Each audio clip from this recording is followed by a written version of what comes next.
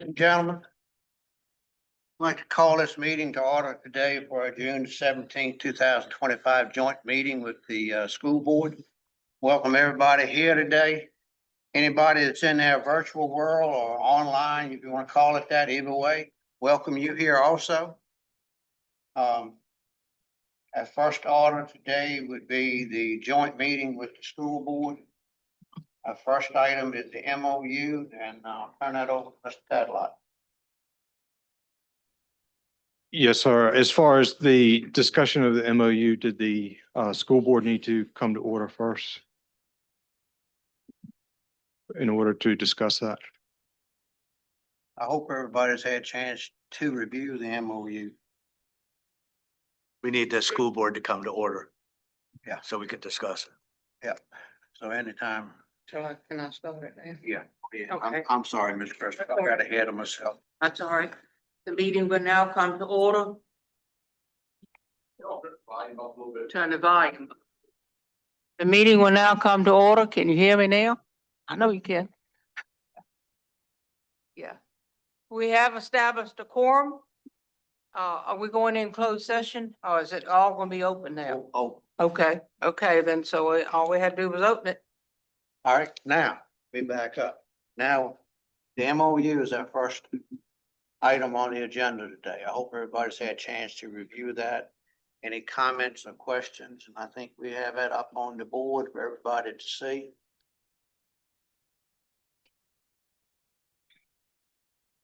Mr. Tadlock, you have any other comments on that or? I don't.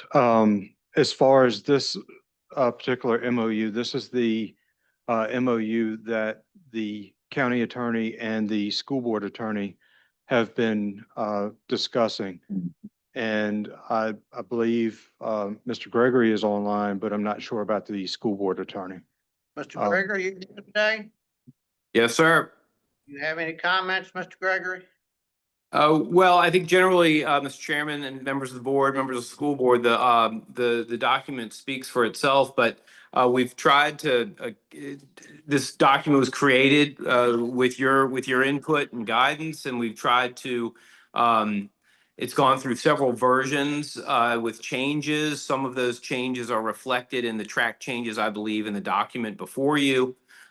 We've tried to focus in on the financial services that the county would be providing to the school board. And I think one of the central components of it is the transition of school board financial management staff to the county, and for the county to hire a finance director to oversee those staff members. And to provide those other services. So, I mean, that's basically what it is, what the goal is.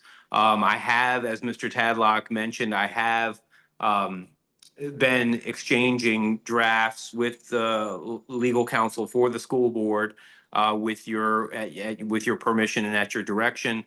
I believe Ms. Nelson Crawford may wish to share her comments, or the school board may wish to share their input. I know that there's another version that has been submitted by Mr. Cost, but that's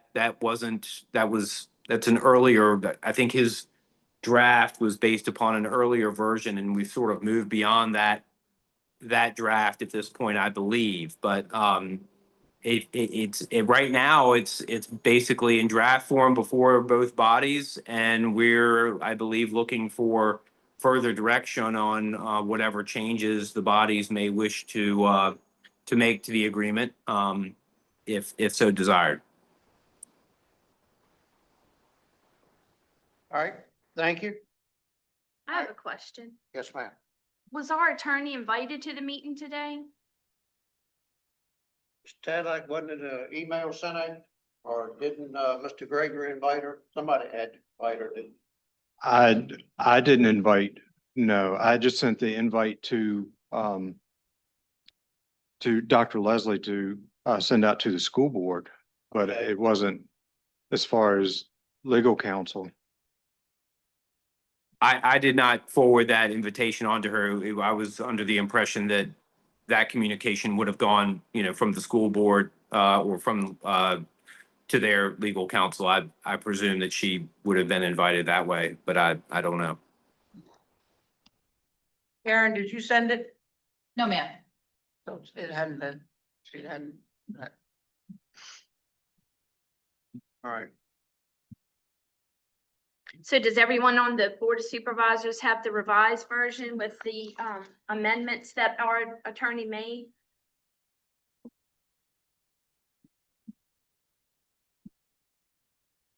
We have a copy of board docs and it should be that copy right up there. Could you Can they scroll scroll? that down? Yeah. Okay, all right, that's why I didn't see it because it hadn't scrolled down.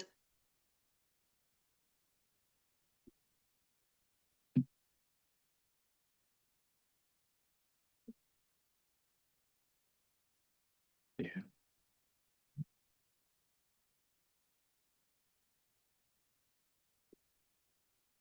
When was it put on board docs? I didn't see it this morning. Mr. Tadlock, when was this put on board docs? It's actually being moved now for a public meeting. Okay.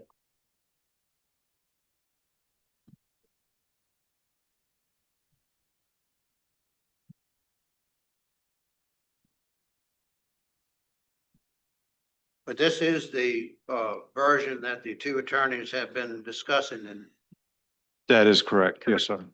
okay.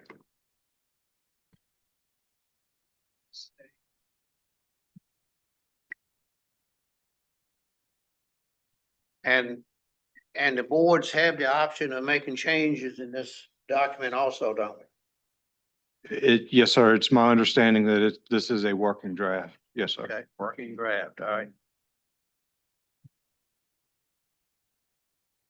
All right, board members have any comments, questions?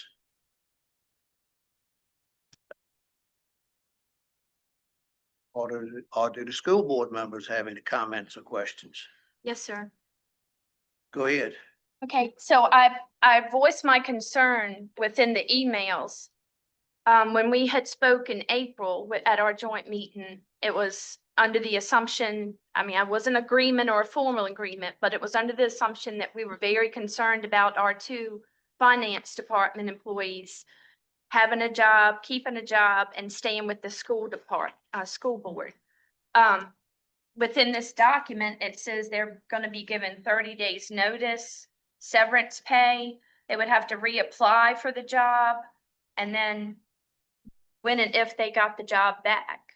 So I just am kind of confused how that came about when we already had discussed it at that joint meeting in April. I think it's, The- Mr. Gregory, I didn't mean to cut you. Yes, sir. No, Mr. Chairman, I didn't mean to interrupt, but the present version of this document in paragraph 3 states that the Board of Supervisors agrees to employ the individuals currently serving in those positions on a trial basis for a minimum of 90 days, which is a change requested by legal counsel for the school board. So that provides for a minimum of 90 days from the date, from the MOU execution date as the finance staff. In the event that the Board of Supervisors does not retain either of these individuals on a full-time basis after the 90-day period, then such individuals shall be paid 2 months' salary as a severance upon separation, such severance to be paid out of funds identified in the FY26 school board budget unless otherwise agreed to by the county administrator. So it's, and again, as Mr. Tadlock mentioned, and as the chairman mentioned, this is a working document. So, but that's the latest language in the draft before you. So it provides for that 90-day period, which, in essence is a probationary period. But I think I don't want to speak for the board, the Board of Supervisors, but I think the idea is, look, they're going to bring those employees over and they'll be given that period to as a probationary period. And then if a change needs to be made, it will be made, but they will be made whole as best as possible with that severance, 2-month severance pay upon separation.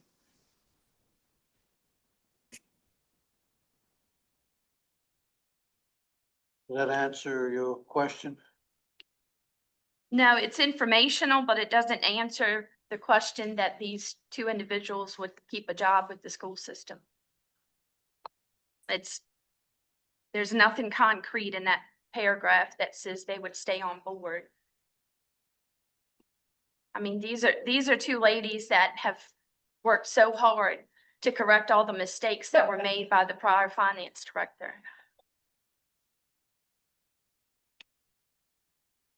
And to get a blow like that, that's not really appropriate because they've worked so hard and they're understaffed. We don't have an HR director. Are they gonna be answering to the county finance director, or are they gonna be answering to the school finance director that we're advertising a position for? It's a lot of logistics aren't spelled out in this MOU that I think we need to talk about. Let's start at the top Yes, sir. of the MOU. Let's go down through it. Because we did have discussions on that. Let's start at the top. Yep. We in the middle of it now. That's, That's the best way to do. I agree with you on that. we can sit here and pick pieces, parts of it. Get back looking at it again, it's gonna be something above it or below it. Yeah.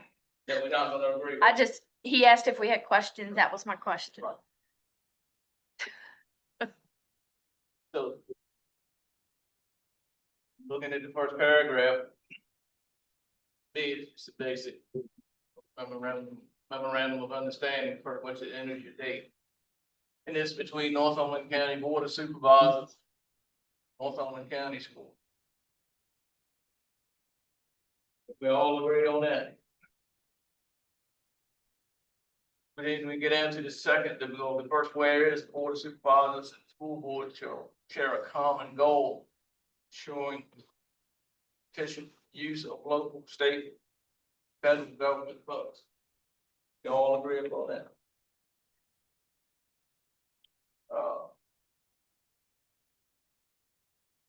Second, whereas the school board, the Board of Supervisors and the school board desire to work together.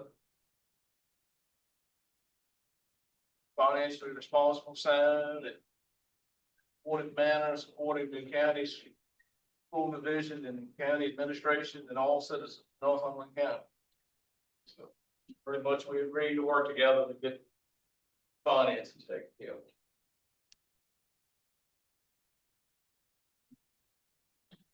Board of Supervisors desires to provide additional support for the oversight of the financial operations of the Northumberland County School Division, whereas the school board agrees to accept additional support for the oversight of the financial operations of the Northumberland County School.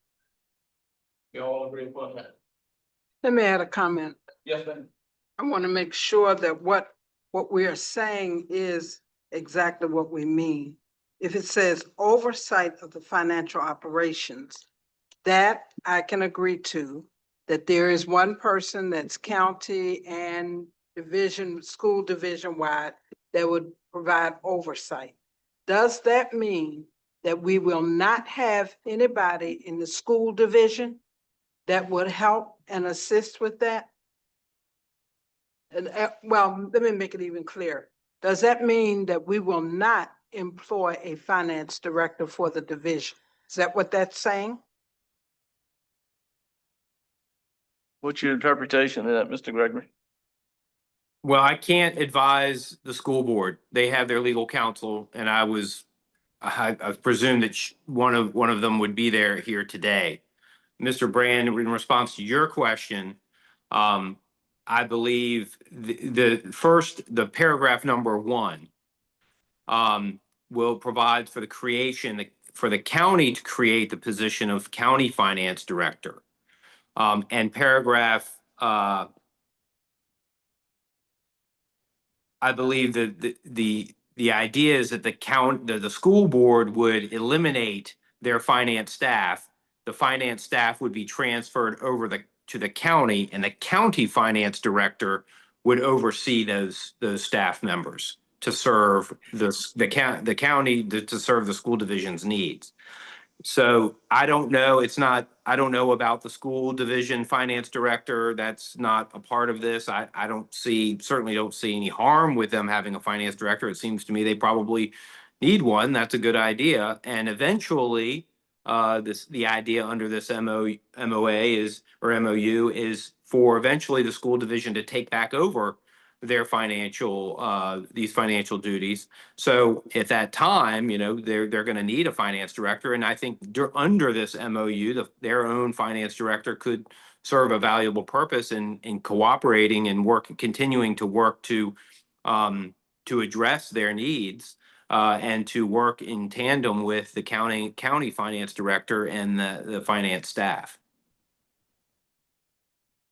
All right, that makes sense to me, that we will have someone in the division that will eventually take over the finances, eventually.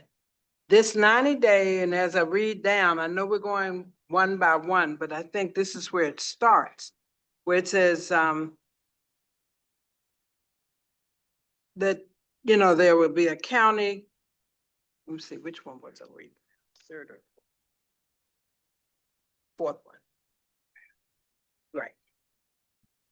The Board of Supervisors desire to provide additional support for and oversight of the financial operations of the Northumberland County School Division. Okay, and just what that means is it's not clearly stated. That gives us a time frame or what's going to happen. I do agree with Ms. Aubert that we have a couple of finance folk now that's nowhere near enough to do whatever needs to be done with the situation of where we are at this point. However, for those people to be taken out and going back to the middle of the document again for 90 days and then be made whole for 2 months, that doesn't feel right to me. Can I make one comment before we go much further? I'm not comfortable that you guys don't have legal counsel here today for whatever reason that is. And I'm not going to be satisfied if we don't get this passed before we leave here today. We're behind the 8 ball on the MOU and our county budget. And I would hate for the fact that we didn't get it done today be that you didn't have legal counsel. So can someone make an attempt to get that person online? Like I have sent, Mr. Williams, I've sent an email to them. I don't know if they got it. I don't know if they're available, but I did send an email to them a few minutes ago. I basically forwarded Mr. Tadlock's invitation to the meeting to them in hopes that they could sign on to the Zoom meeting, but I have not heard back from them and I don't know if I will. What about a telephone call?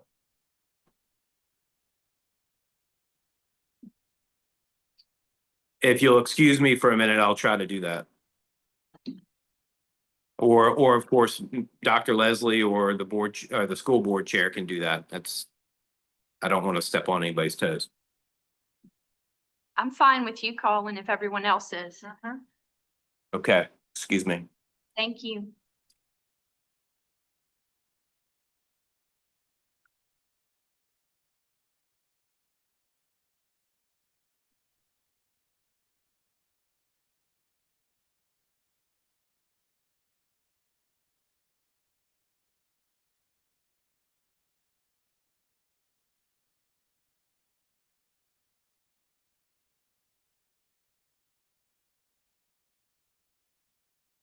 Keep going. Go ahead. Keep going? Yeah. All right, go ahead. So we were on number 2. So let's go to number 3. We can back up to number 2.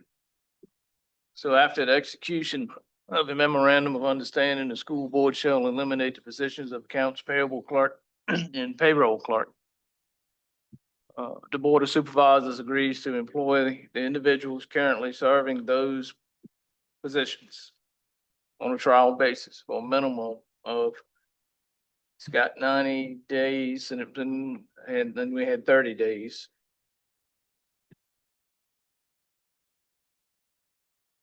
From the date the MOU, from the MOU execution date as the finance staff.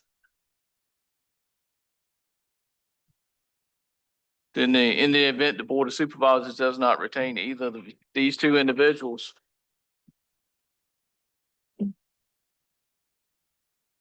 on a full-time basis after the 90/30 day period, then such individual shall be paid 2 months' salary as a severance upon separation.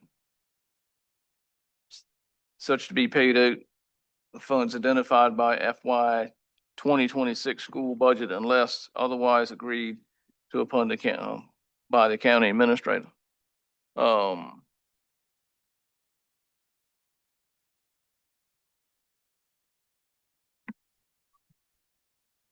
And that was your concerns and questions. Okay. But this version was done by the school's attorney, right? Well, in conjunction. conjunction with our attorney, right? Correct. So you're not satisfied with what they came up with? I don't fully understand the thought process. Could you explain to me why the minimum of 90-day trial basis is what you just, what you would rather be the case versus the 30-day? I don't think it should be it should be a year-long contract like they get with the school system.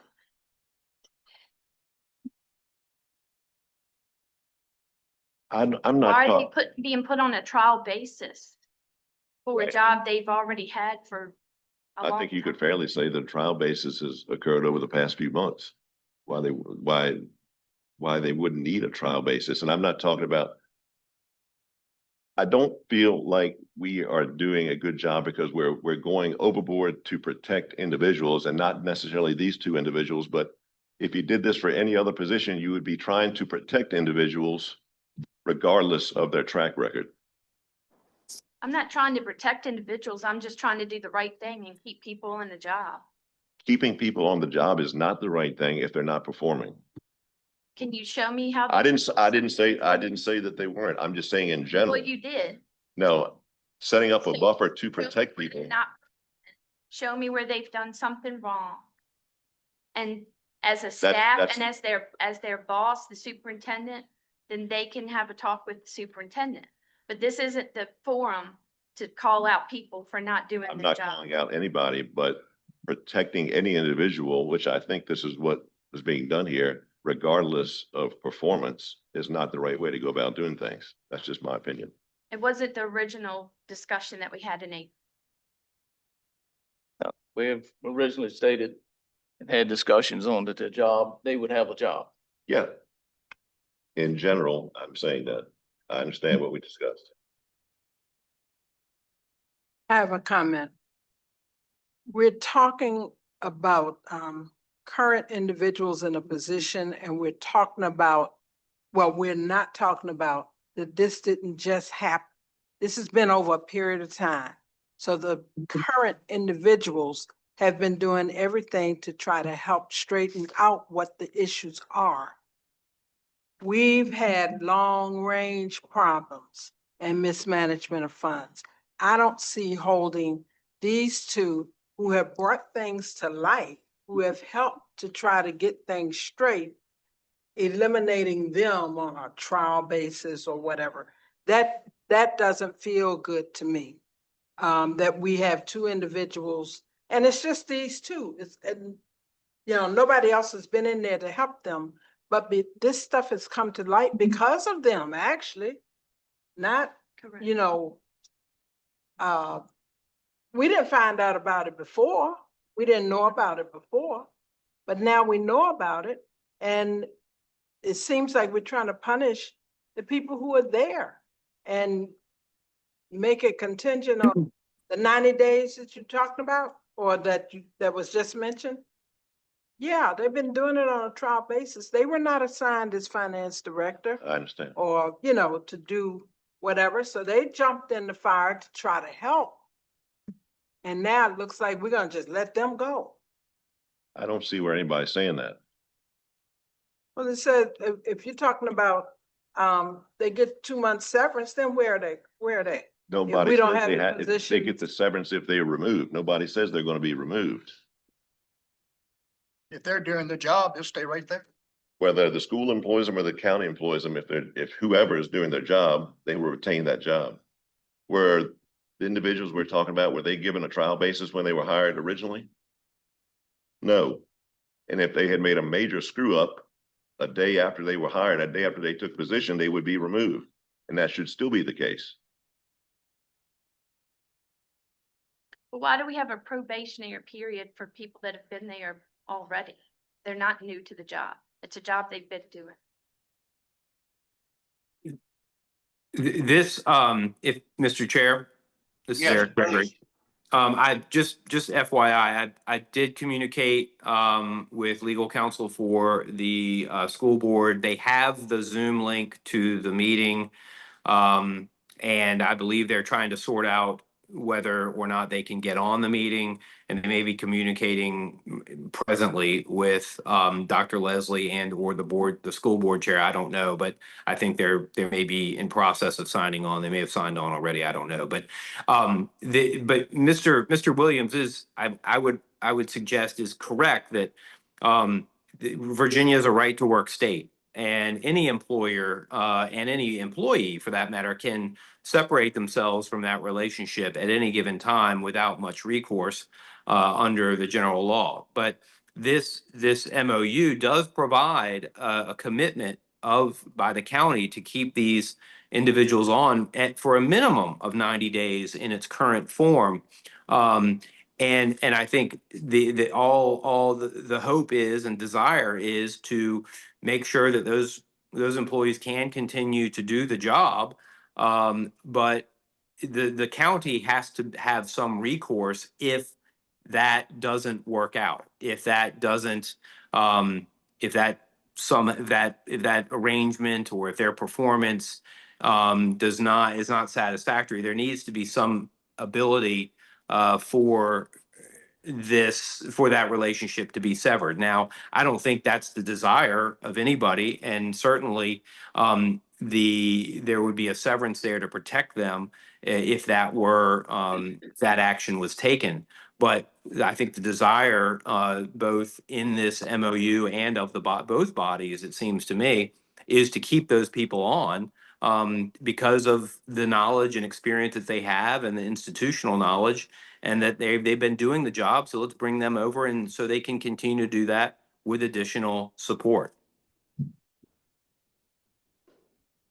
It doesn't sound like the school board had much of a conversation with the school board's attorney in putting this together. Is that right? Yeah, we did. Well, why don't you agree with what we've got before us? This is a working draft is what I was told, and we were It is. coming in here to discuss it with the Board of Supervisors.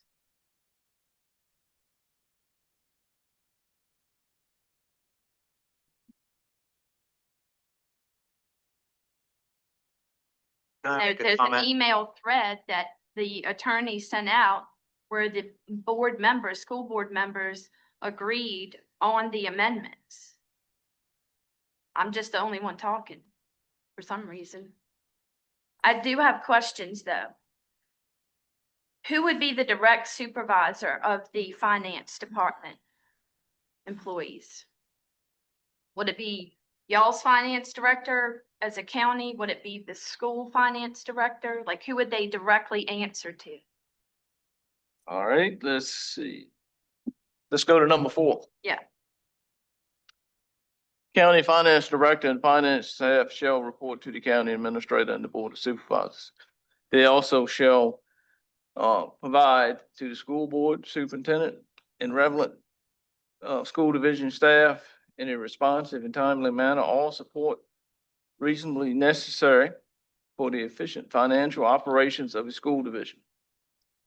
Upon request, the superintendent shall be entitled to receive from the county finance director and finance staff all information and records relevant to the financial operations of the school division.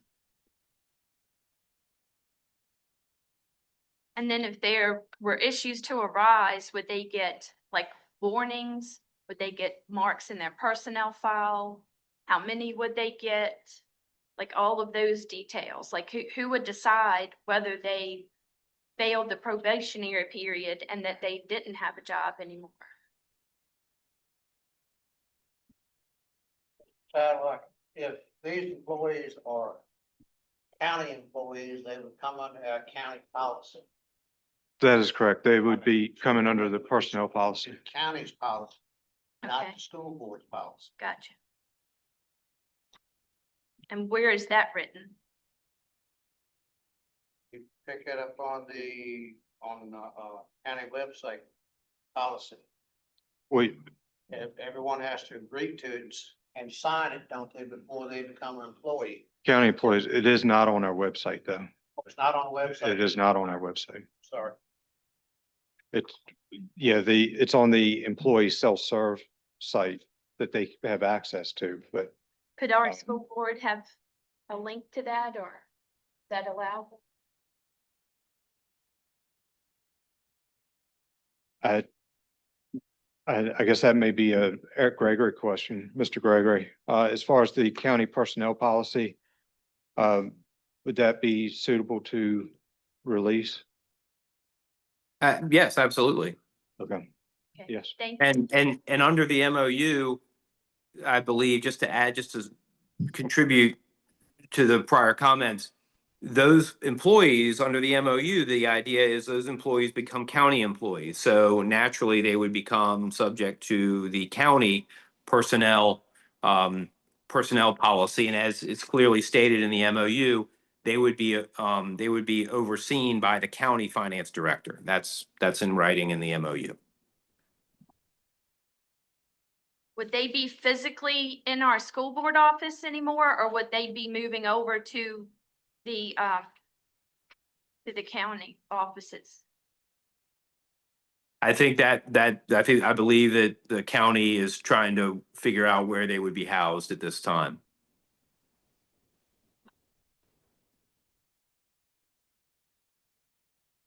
I'm just wondering how they would be able to work appropriately with staff if they're not even in the same building. I would prefer that they be in the school board office. I'm just think speaking for myself. Yeah,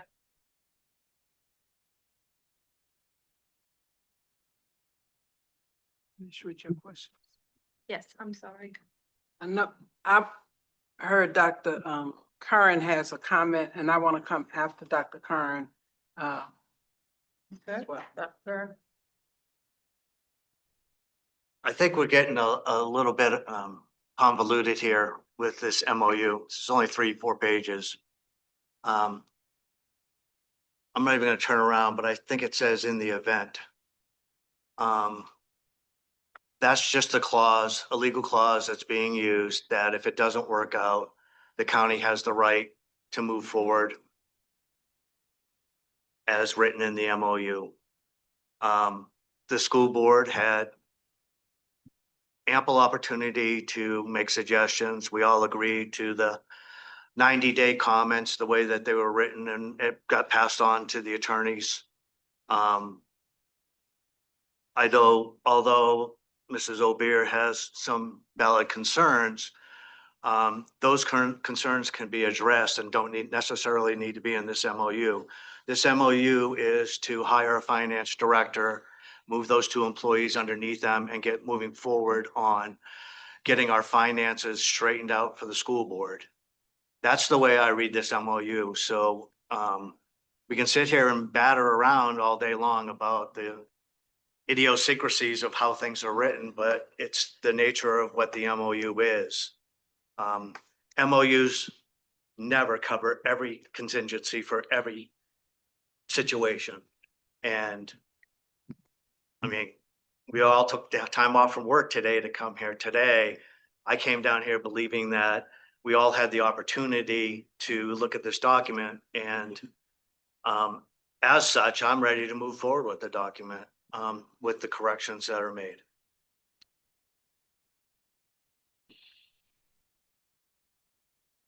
Finish. I want to go back to interpretation of number 2. The county finance director will employ and manage up to 2 finance staff members to provide financial services to the school division.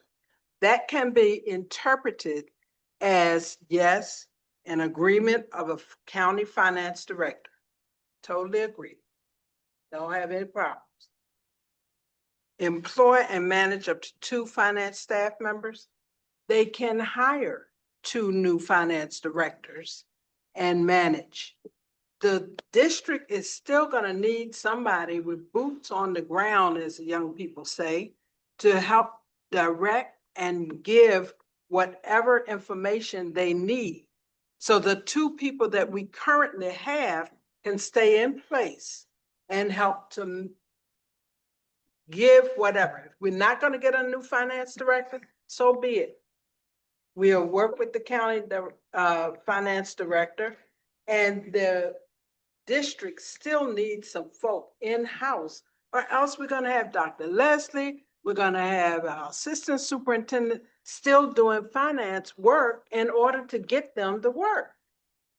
You know, so this can be interpreted as, yes, we're gonna hire a county director, and they're gonna need 2 people to help manage and do whatever needs to be done, but we still need some folk in the office. Our staff, our teachers, our employees, who do they call? Are they gonna call over to the county every time there is an issue?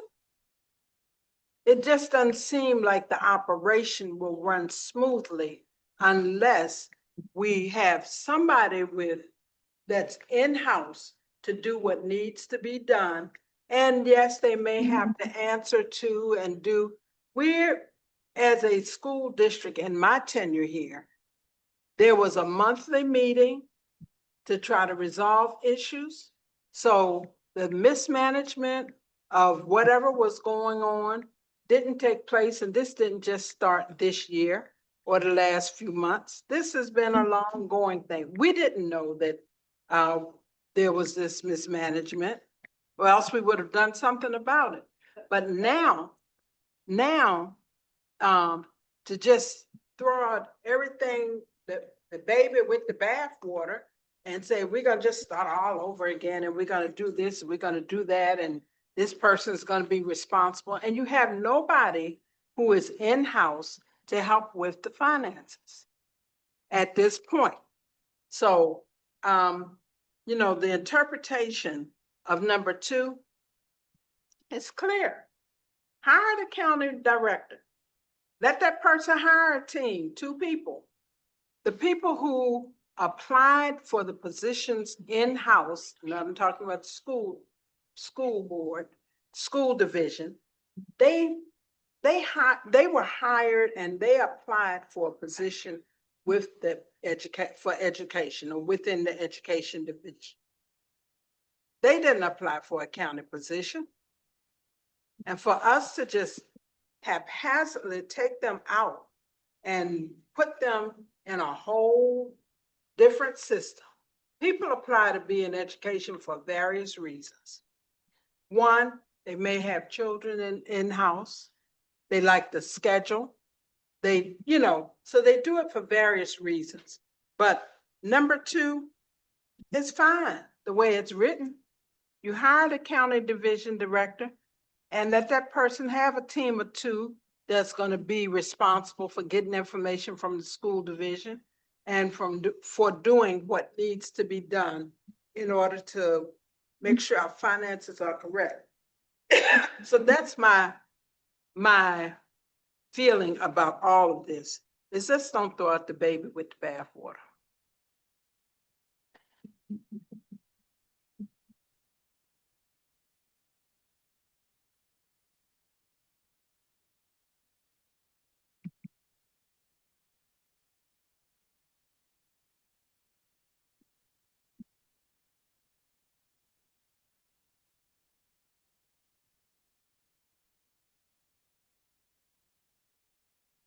Gentlemen, you have any comments? I'm just trying to toss this around in my mind a little bit. Mr. Gregory, you have any comments?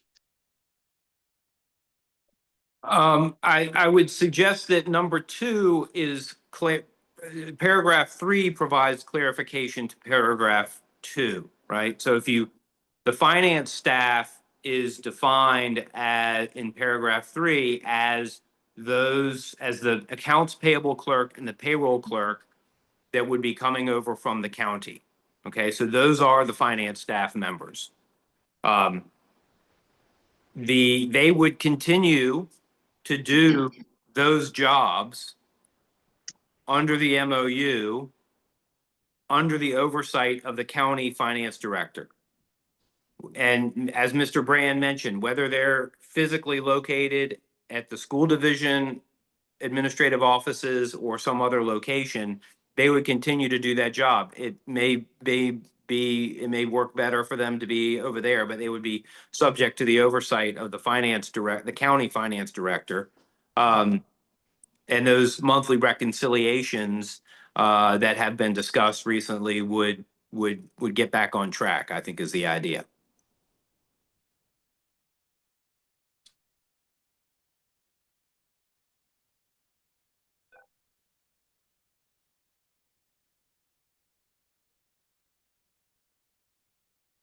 I have another comment.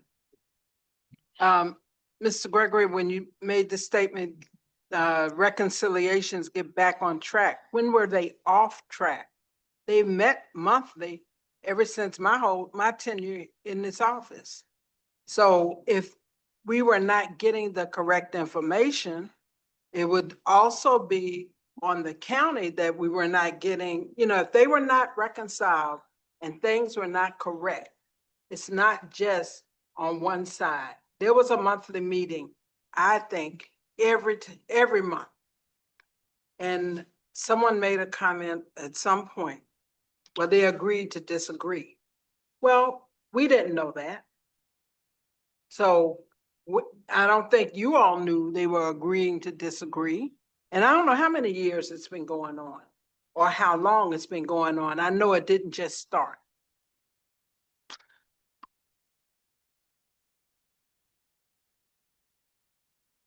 We all agreed that there are problems. Yeah. We all agree that they need to be fixed. And we've come to the table and we've taken steps to work together to make some progress, to make changes. This joint finance position and the county assisting with the school finances is a major step. Nobody likes change. And there are going to continue to be some struggles in this process. We need to move forward.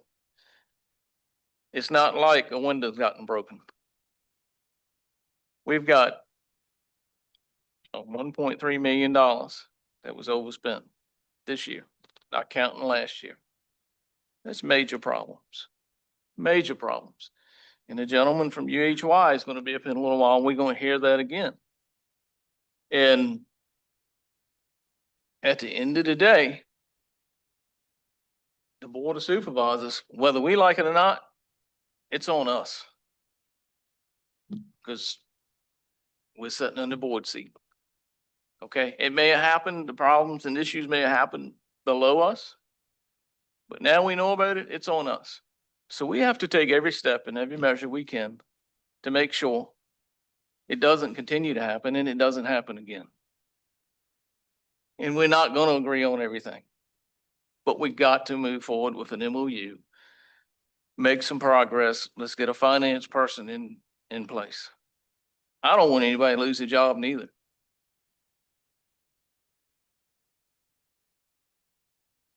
And, you start a job and unfortunately they're going from a school division to the county division. So, okay, evidently they're being looked at it like a new employee. So it's a probationary period. I'll guarantee you they'll meet that. And they will be an employee for a long time. But I've also made this comment in regards to these ladies that's come into these positions. That I guarantee if I'd come into one of them and discovered the mess that they've gotten themselves into, I would have turned around and went back out of that door and went somewhere else to work. I would not come in to take on that responsibility that they've had to take on to get straight. And it's a shame that anybody had to come in to take care of that mess. But we need to put it behind us and we need to move forward. And not gonna agree on everything, but we got to make some progress. We've got to get this in place. We've got to get something signed. A lot of the legal aspects out of it, it's just, well, we got to agree to move forward. I don't disagree with your statement. I actually agree with most of it, a lot of it. That yes, we do need to move forward. Yes, there needs some changes. I wholeheartedly agree that there needs to be one person that can oversee both sides, or all sides. I shouldn't say both sides, but all sides, and have a full picture of what it is that's going on, what needs to happen to make it be better and for us to move forward. What I don't agree with is that I think the person who was responsible for doing what needed to be done has been dealt with, or we're dealing with. And there needs to be some changes. So that's our past at this point. And now we're looking to the future. If we need a county person to, an individual to come in and have a hold on everything, so be it. That's what we need.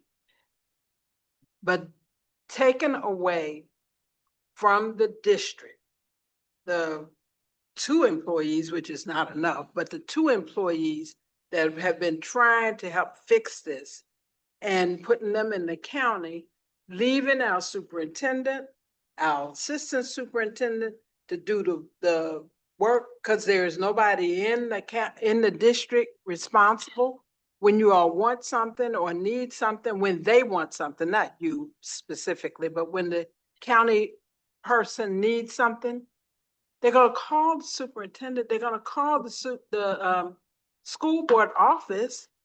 There's no individual that's gonna be assigned there to be able to get them the information or have access to the information. So there needs to be somebody in the district office that can be responsible for getting it. And I may not know what I'm talking about, but it's certainly the way I feel. It's my understanding that the finance staff that will be under the director will be continuing to do the task that they're doing now. That is correct. No one will be taken out of your school system, out of your school board office to leave the school board without any finance people.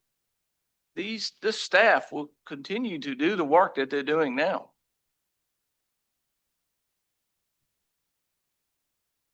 So this MOU, as far as the timing, the MOU, then theirs was what, 90 days probationary, and then, if they had to leave for whatever reason, the 2 months severance pay or whatever the numbers were.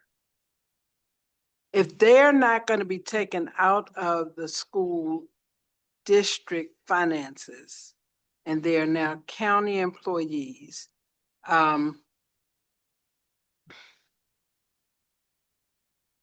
why do they have to be county employees? My answer to that would be for more oversight on the county side.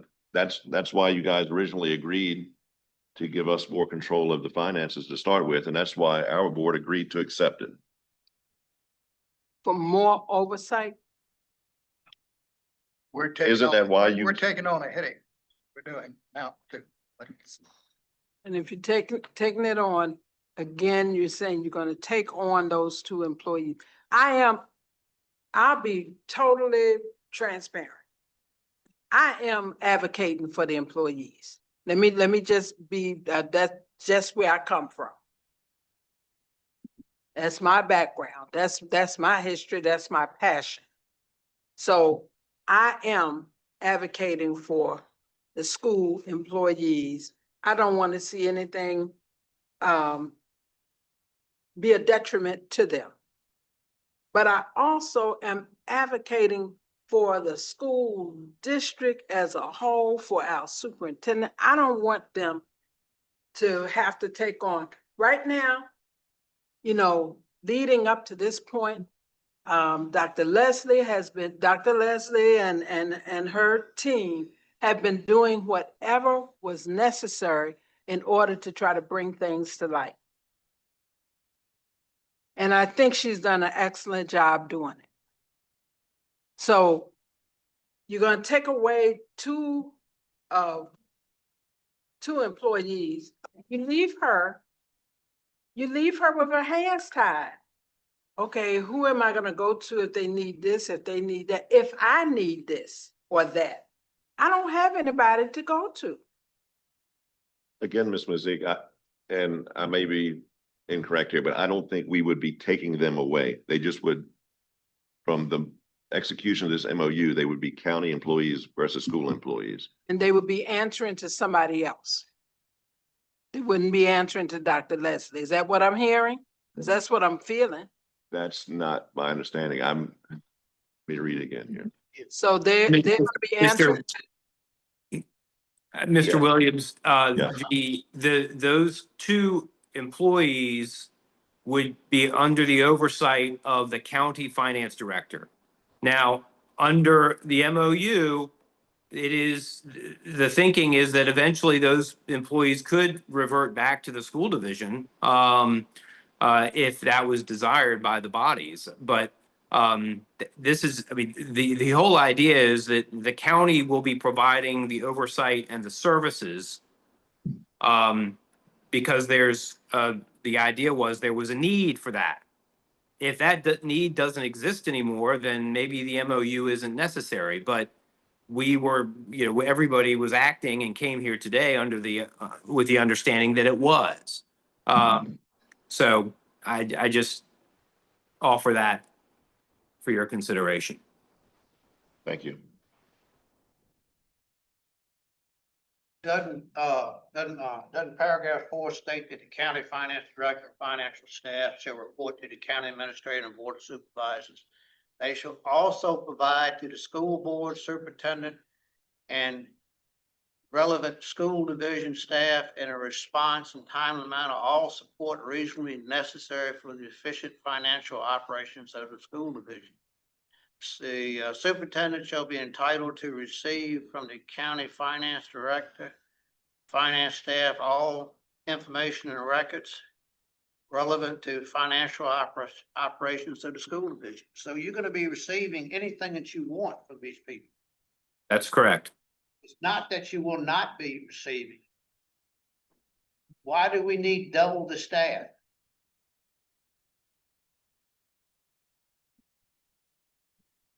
And and in addition, Mr. Chairman, there's a finite term to this MOU.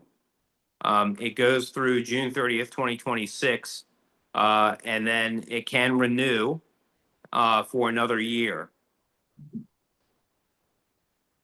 And it can be extended or it can be terminated. But you need to read through the whole document to get the full picture. And the idea is that they're going to be providing the services to the school division under the supervision and auspices of the county finance director. So the school division will continue to have staff at its disposal. Those tasks and those responsibilities will still be performed and undertaken on behalf of the school division.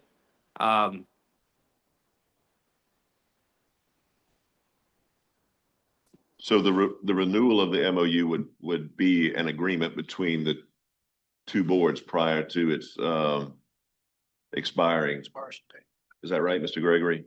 It says, paragraph 9 says the initial term of the MOU shall be the date of execution noted above through June 30, 2026, unless terminated earlier by written notice of either party. Unless terminated by either party, unless terminated by either party, prior to the end of the initial term, this memorandum of understanding shall automatically renew through June 30, 2027. This MOU may also be extended in its current form or with additional terms and conditions by mutual written agreement of the parties. So we would have to set a meeting 90 days prior to June 30th, 2026. The two boards joint meeting to discuss. No, project. not necessarily. I mean, if you're talking, well, if you wanted to negotiate additional terms or an amendment to the MOU, yes, I mean, that would have to be negotiated. Or you could direct your staff or legal counsel to come up with those amendments and then you could vote on them separately. But in order to terminate it, you would just provide the notice. I'm just going by this sentence, unless terminated at least 90 days prior to the end of the initial term. Right.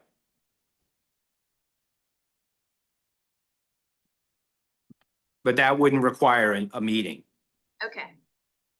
And that 90 days prior is not part of the MOU we're considering today, right? That's been Xed out.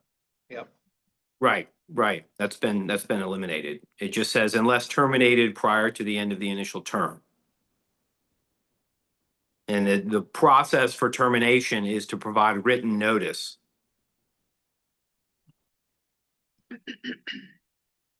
I have a question. This is about the job description for these two clerks.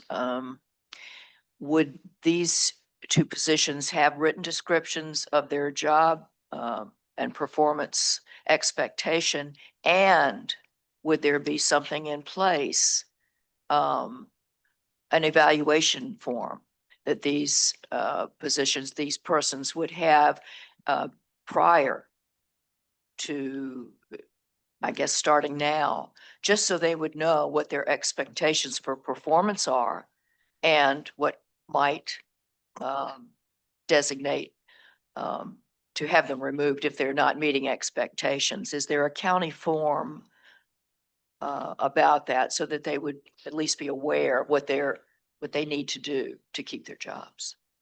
Can I just piggyback on that for a second? If what I heard from the Board of Supervisors today is that these two employees are going to be brought over doing the same exact job that they're doing now. And they already have a job description for that and have been in those roles for some time. So in my mind, that mitigates any risk or mitigates the risk that they have to go over a county employee.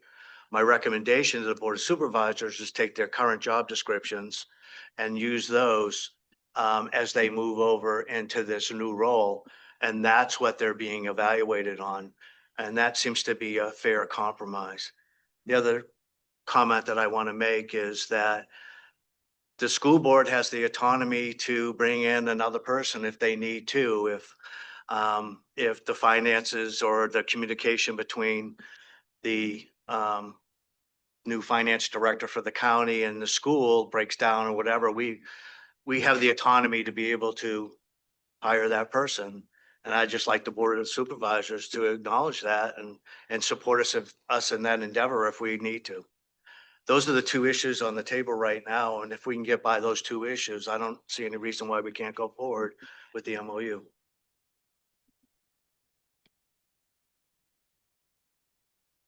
Under the MOU, paragraph 5, all that is required of the school division is that they submit any new employee hires or employee terminations to the county finance director, but the county doesn't have any veto power over that, of course. It's just simply for informational purposes. So it seems to me that the school division could, as you say, have the autonomy and does have the autonomy to hire additional employees.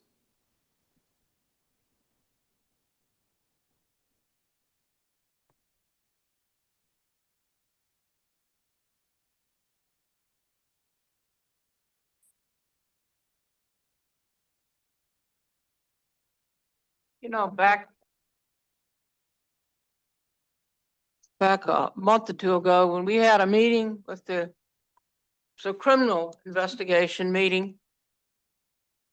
And I gave to Jimmy and Richard, they were the two representing the Board of Supervisors at that meeting.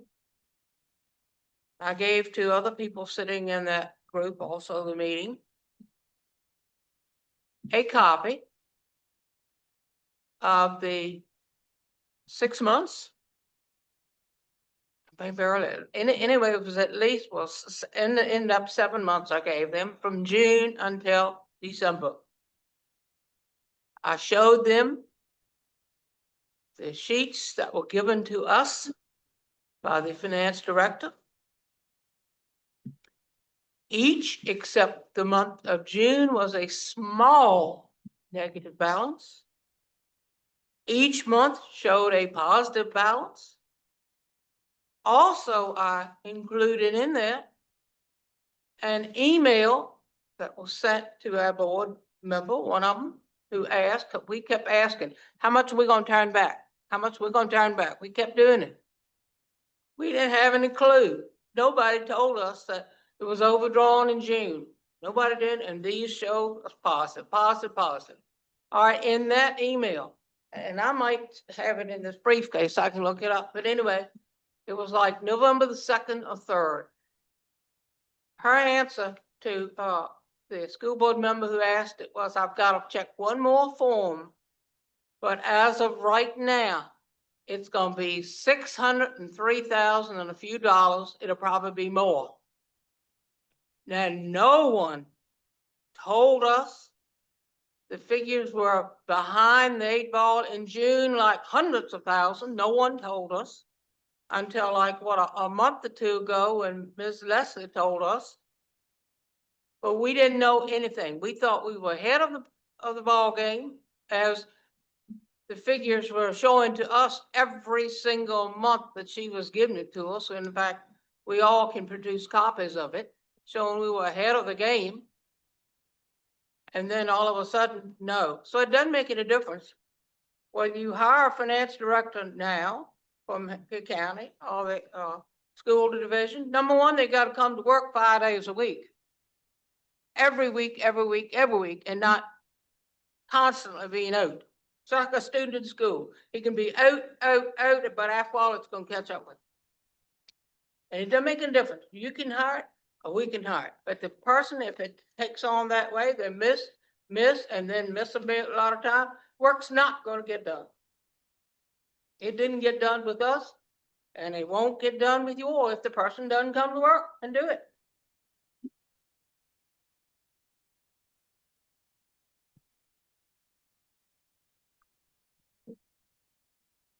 Okay, we got two choices.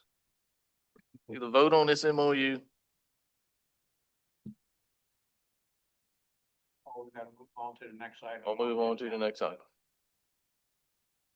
The way it looks, I think we need to move on to the next item. Yeah, I agree. It's one more thing. It seems to me, after thinking and listening to you all today and all, if maybe the school system would be better off to try to find a competent finance director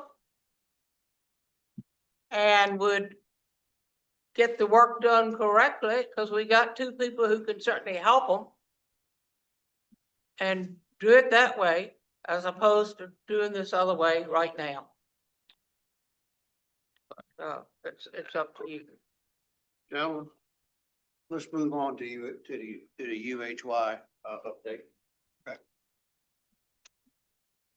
Mr. Rager, be so kind to come up, sir.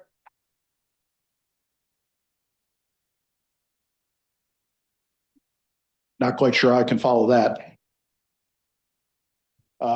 Try and give everybody a perspective on where we stand now, but I'd be remiss if I didn't take the opportunity to make an observation on the discussion of the past hour.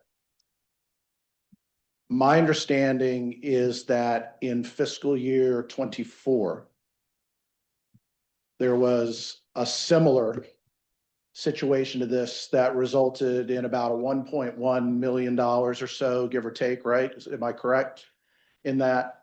the supplemental appropriation that was needed to ensure that the books were balanced for 24.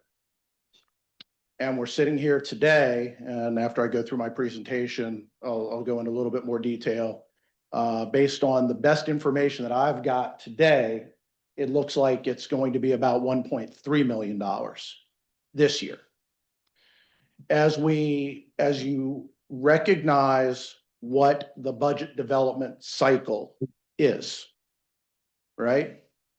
Your 25 budget began getting built mid-year through fiscal year 24, correct?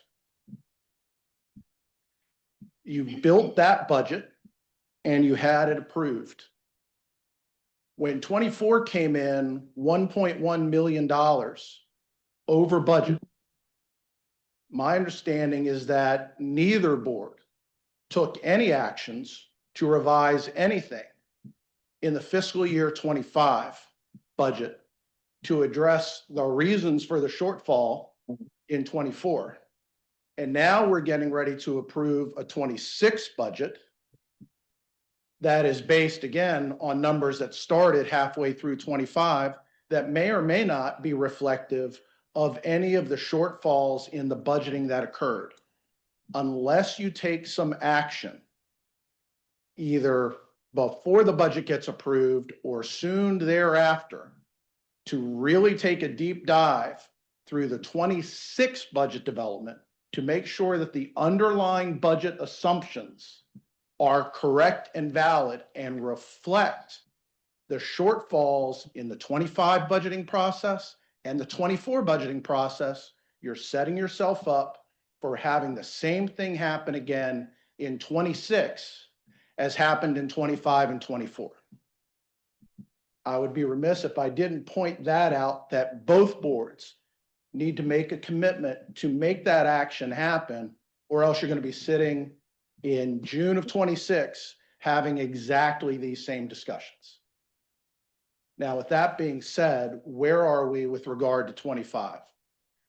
We got called in a little less than a month ago. It's almost been about a month.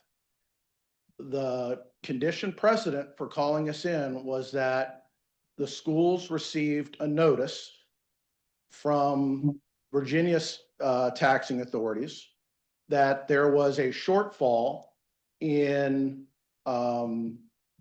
payroll withholding deposits. And then shortly thereafter, there was a similar notice around the same time coming from the federal government. We went back through and looked at all of the quarterly tax deposits, quarterly tax filings that were made for calendar year 23, calendar year 24, and the first quarter of calendar year 25. There were numerous clerical errors on those forms.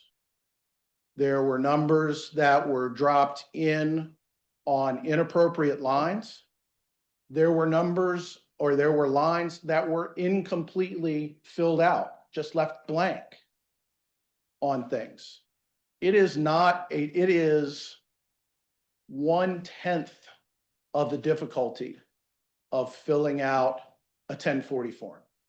The form itself has maybe a dozen lines tops with what were the taxable wages, how much was withheld, how much should have been withheld, how much was deposited, what's the difference, and what were the total number of employees. Those are the big lines. Those were not completed properly. Based on our analysis, it looks like net, because there were some forms where we underpaid, so we owed some money. There were other forms where we made an extra payment that we didn't need to make, and we overpaid. The net on that, based on our analysis, is around a $30,000 net payment that is due to taxing authorities. Okay, so that we came in, we did that first because that was the most pressing matter to address. Once we got through with that, we turned our attention to analyzing the accounts payable balances that are out there that need to be paid through June 30th, so we could get our arms around this surplus or deficit through fiscal year June 30th. What we were able to determine was that in the school system, we're not talking about the county system that shows what's been paid. It's on the school system that shows what needs to be paid. There was approximately $644,000 worth of open purchase orders in the system. And to explain the way a purchase order system should work is when someone wants to buy something, the first thing they should do is go and see, did I budget for it? Do I have it in the budget? And if I've got it in the budget, then I sign for the contract to be done. All right. Then I authorize the work to be done. I get the invoice to come in. I pay the invoice. I relieve the purchase order. That's the way it's supposed to work. And after everything has come in, I take a step back and I say to myself, I have to lighten the mood a little bit. Is there anything that I still owe on this purchase order? And if not, then I can relieve the purchase order, take it down to zero, and free up that purchase order authority for something else. All right. So when we got here, there were $644,000 worth of purchase orders that were still outstanding. As we sent emails to various schools personnel to find out, do you still need all of this? Yes or no? If yes, tell me how much. If no, is that your final answer? We were able to identify approximately $142,000 worth of purchase orders that were no longer needed. So you would charge them against the budget and now they can be relieved. Okay. That's good. We like that. Okay. Should that have been done sooner? Yes, but at least we're getting it done now. The next layer was, tell me anything else that is out there that you have not put a purchase order in for yet. You've got an invoice that's sitting on your desk. You can't pay because there's no purchase order in the system, or anything else that you expect to be buying between now and June 30th. And to date, we've identified an extra $305,000 worth of invoices that represent purchases that have been made or are expected to be made by the schools that have not yet been entered into the system as purchase orders. Some of those are for invoices that have been hanging out since November, December, January. We have also noted in that $305,000 that some of that represents additional invoices that have come in since our first and what was supposed to be final request to tell us everything you were going to be buying between now and June 30th. I do not know if that information was an error of omission, they just had forgotten about it, or if it is an error of commission where they chose not to tell us and finally got around to telling us. I'm not trying to get into that. All I can say is that we continue to see invoices coming in after we have made these requests for tell us everything you expect to pay and need to pay between now and June 30th. That to me is trouble. Seems to me you need to give us a name of the person who's withholding this information so we can go to them directly. See, we don't know. We just listen to what you say there. We can get that through the superintendent. You can make that request. I understand that. I've just been here for 3 weeks on all that. I'm letting you know Have you physically been in the building or are you doing this remotely I have been in the building and have been doing it remotely. every day for 3 weeks? I have not been in the building every day for 3 Many weeks. days. I've been here 4 times Out now of 3 weeks. since then. Yep. Okay. Continue, that's all. So I'm sorry, but can you clarify what your concern is? I'm just asking if you've been in the building working closely with the 2 finance assistants, It's beyond finance assistants. okay? It's everybody. We're getting information from folks. It's not just the 2 Okay. finance assistants. By that. 'cause It you- is, it's principals. Yeah. It is, I said school personnel. I did not isolate anybody in Okay. that. I I'm just not wanted pointing clarity. fingers at anybody. I just want clarity. You Right, gave it well, to me. I want clarity because it seems like there's a little veiled implication in there that by my physically not being on site, that I'm somehow being derelict I asked a in my question. duties. I Okay, I literally- just want to clarify, are you concerned that people are less candid with me if I'm not physically in front of them? I just think it would be helpful if they're doing their everyday duties and giving you the information you're asking for. I think it would be helpful if someone was physically there. That's all I ask. Right, we have been physically here, but I tell you, I've got clients from Massachusetts to California and everywhere in between. Post-COVID, everybody is used to working in a hybrid environment. Right. So there should be no issues with whether I'm here physically, people sharing all the information completely with me, or if I'm working remotely. I only asked because you did make that comment that you didn't know if they were holding back information by their choice. If the board would like to authorize me to go through people's desk drawers, I will be more than happy to go through people's desk drawers. I've done that on several occasions. Question coming off of what your statements were. Right. I don't know And I'm why giving the it pushed board- a button. I'm just asking a question. Well, on what you because there stated. was a veiled implication in there that somehow I was derelict in my duties. You're just taking it the wrong way. Absolutely. Oh, well, So I appreciate you apologize telling if me it that I'm came- taking it I the wrong way. apologize if it came out the wrong way. I literally was asking a question, piggybacking on your statement. So I do apologize. Can't we just go forward? Correct. Get that right now. Thank you. Yep. Please. Sir. How many staff members do you have working on this with Northumberland? It's There have been off and on between the tax and the accounts payable and the revenue piece, which I haven't gotten in. I've got, I think, 5 different people that have charged some time to this. My tax specialist looked at the tax matter. My 2 audit folks are the ones that have been working on the accounts payable and the revenue side. so it's not just you here. Hmm? So it's just not you working. Oh, no. I got one question with the open POs.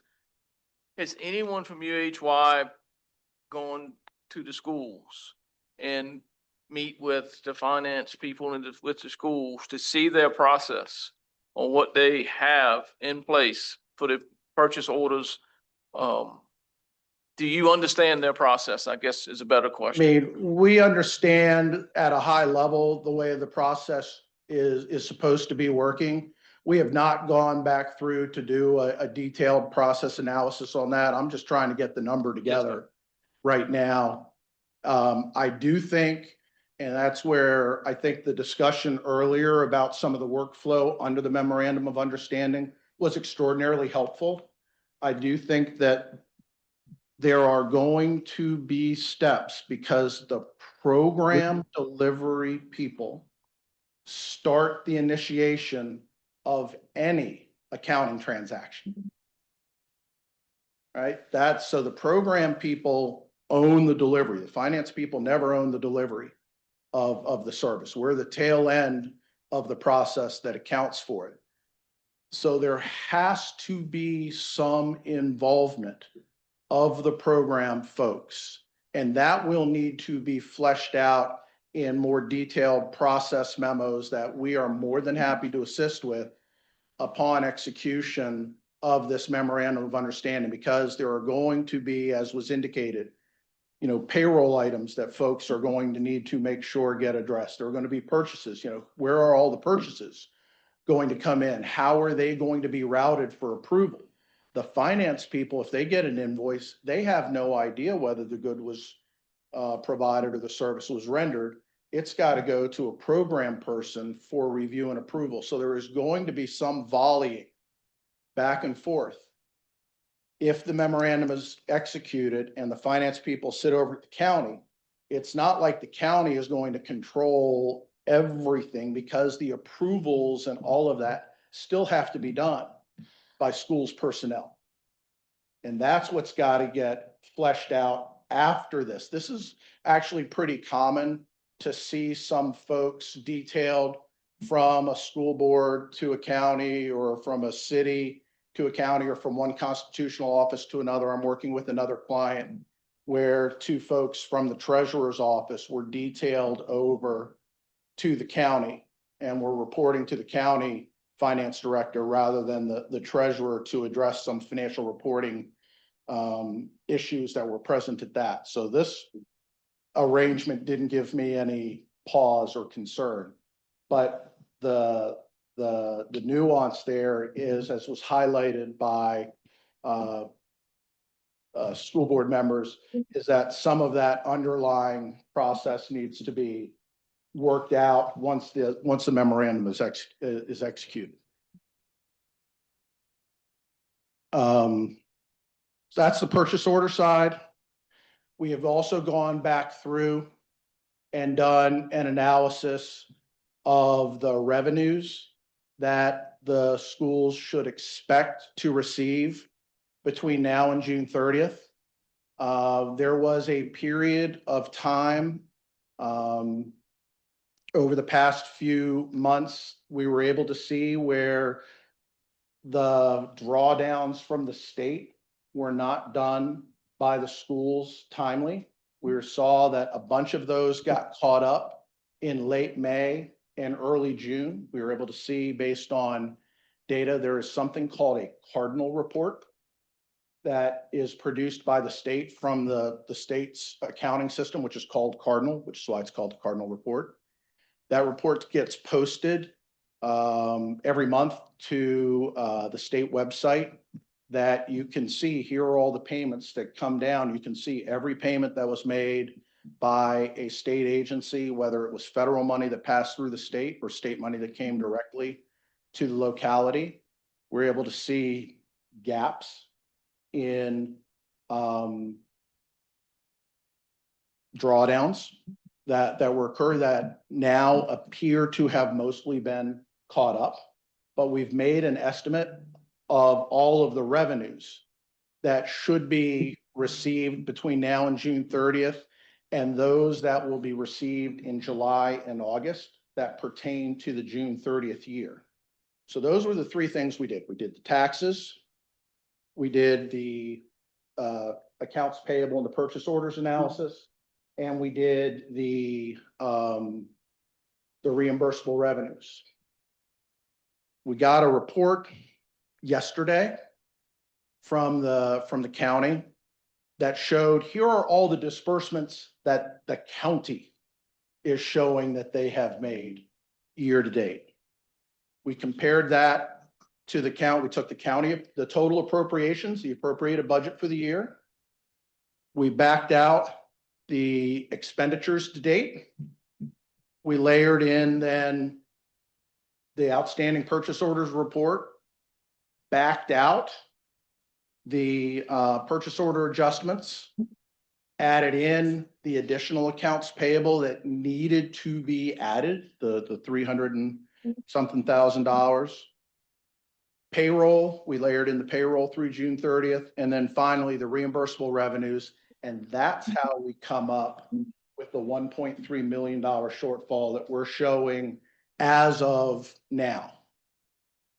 I would say that's pretty conservative. I doubt the number will go much higher than that, if at all.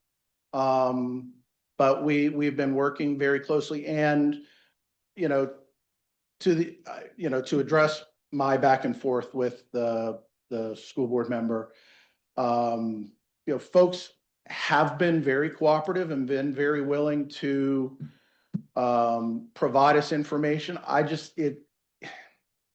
As an auditor, I'm a professional skeptic. I get paid, and with my last name, my credo's got to be trust but verify, right? The last name like Reagan. So anytime we make a data call in a situation like this, where we have a fiscal disorder going on, and everybody knows we're trying to get everything in, we think we've got everything, and then we get some cats and dogs come in afterwards that we weren't expecting. I have to ask why, but right now I don't have time to ask why. I need to just get the number so that these boards can jointly act.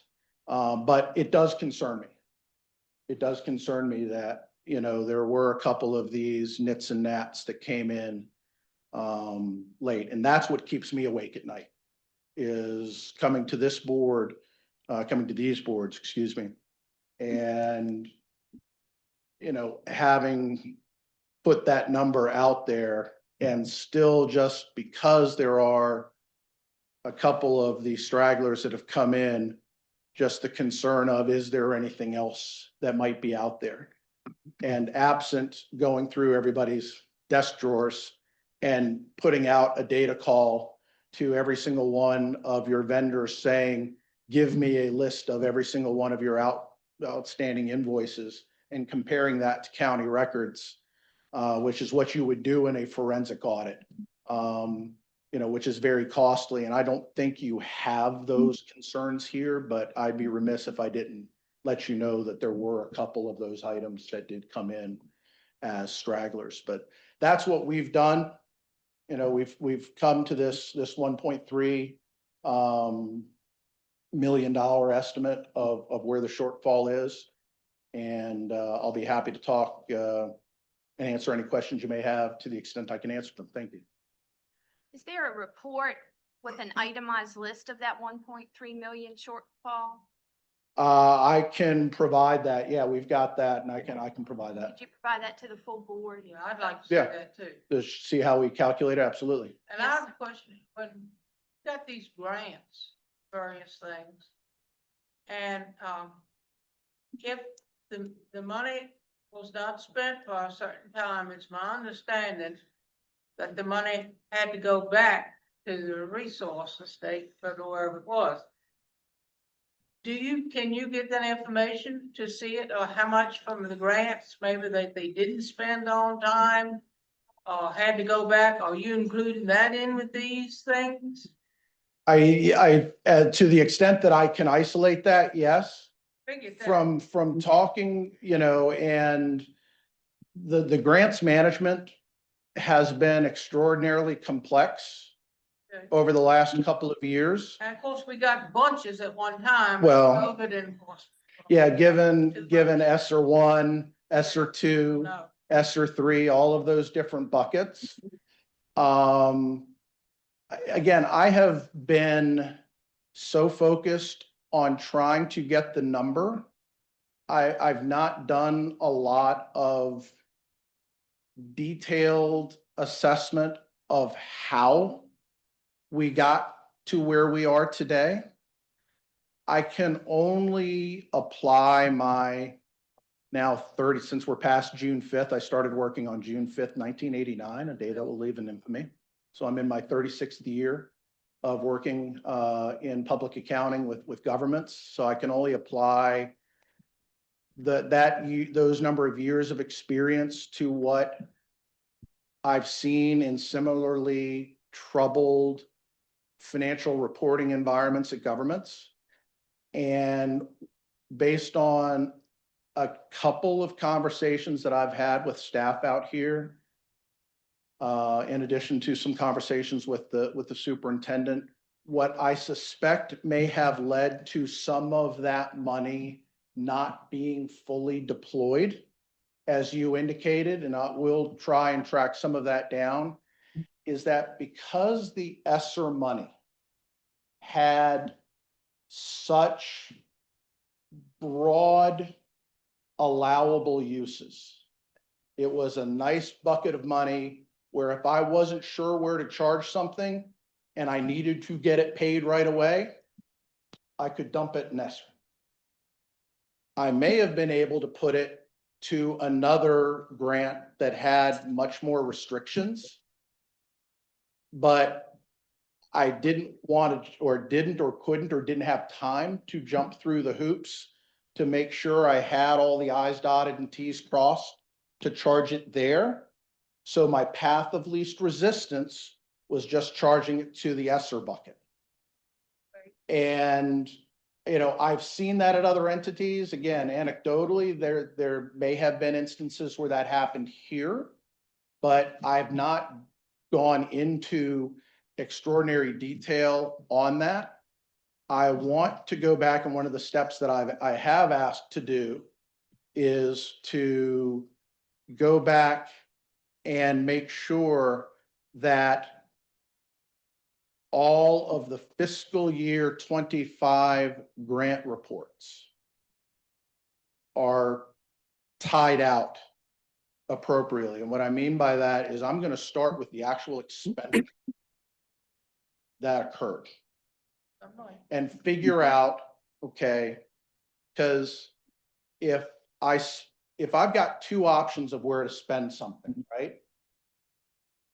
Out of a restricted bucket or an unrestricted bucket, I'm going to always spend it out of the restricted bucket first because I want to keep my flexibility to spend it out of the unrestricted bucket. So one of the things that we're going to work with staff to do is to go back through and look to make sure that everything that could have been charged to restricted funds for 25 is charged there first and utilized so that we're not leaving, quote, money on the table that for expenses that have occurred. Because, you know, again, based on our analysis, we've got the appropriation plus 1.3 million that's been spent. I got to believe that everything we could have spent on those restricted grants, we've spent.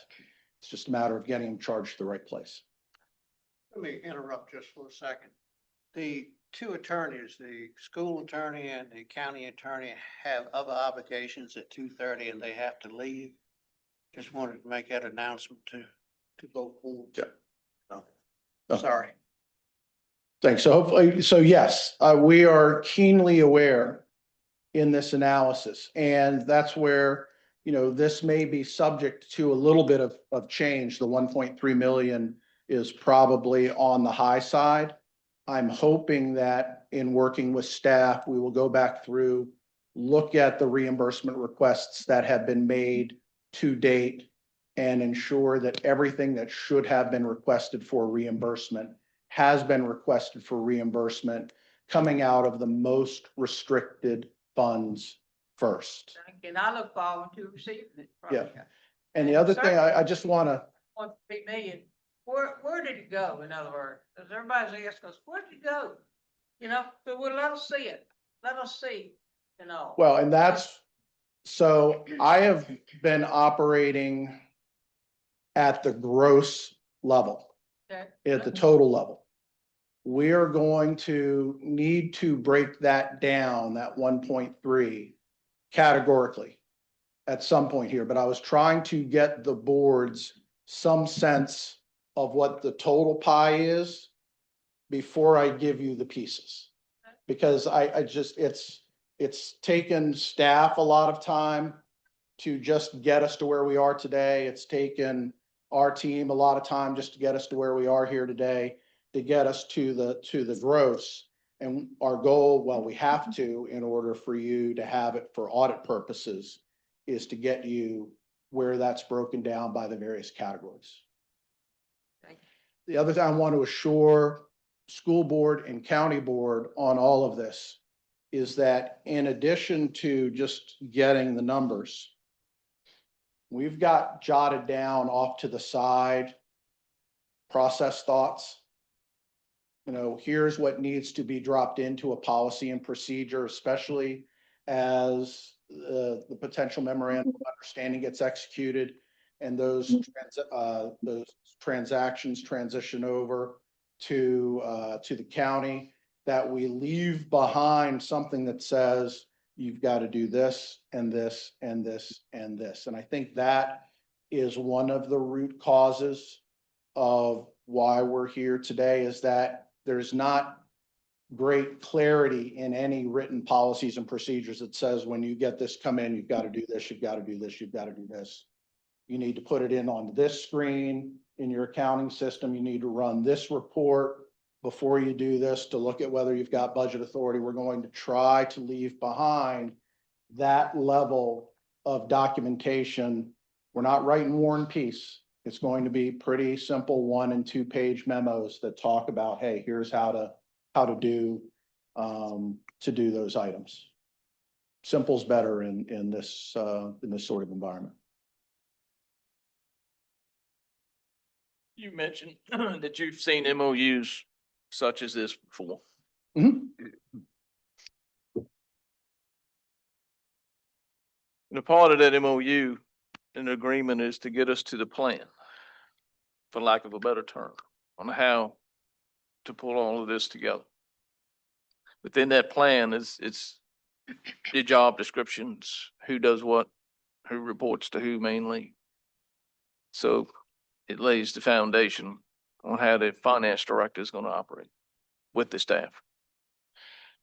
You know, I've seen it both ways. I've seen it where the MOU is at a higher level like this and just says, hey, we're going to detail these positions over to be responsible at the director of finance level over here for a period of X months or X years. I've seen others which have laid out the exact job descriptions, that have laid out all of the exact policies and procedures about the way that data is going to be interchanged.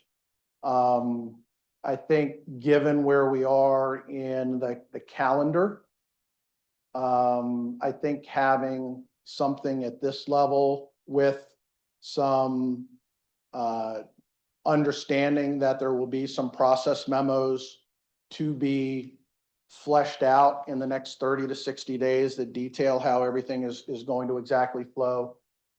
It'll at least let you get synced up with the fiscal cycle.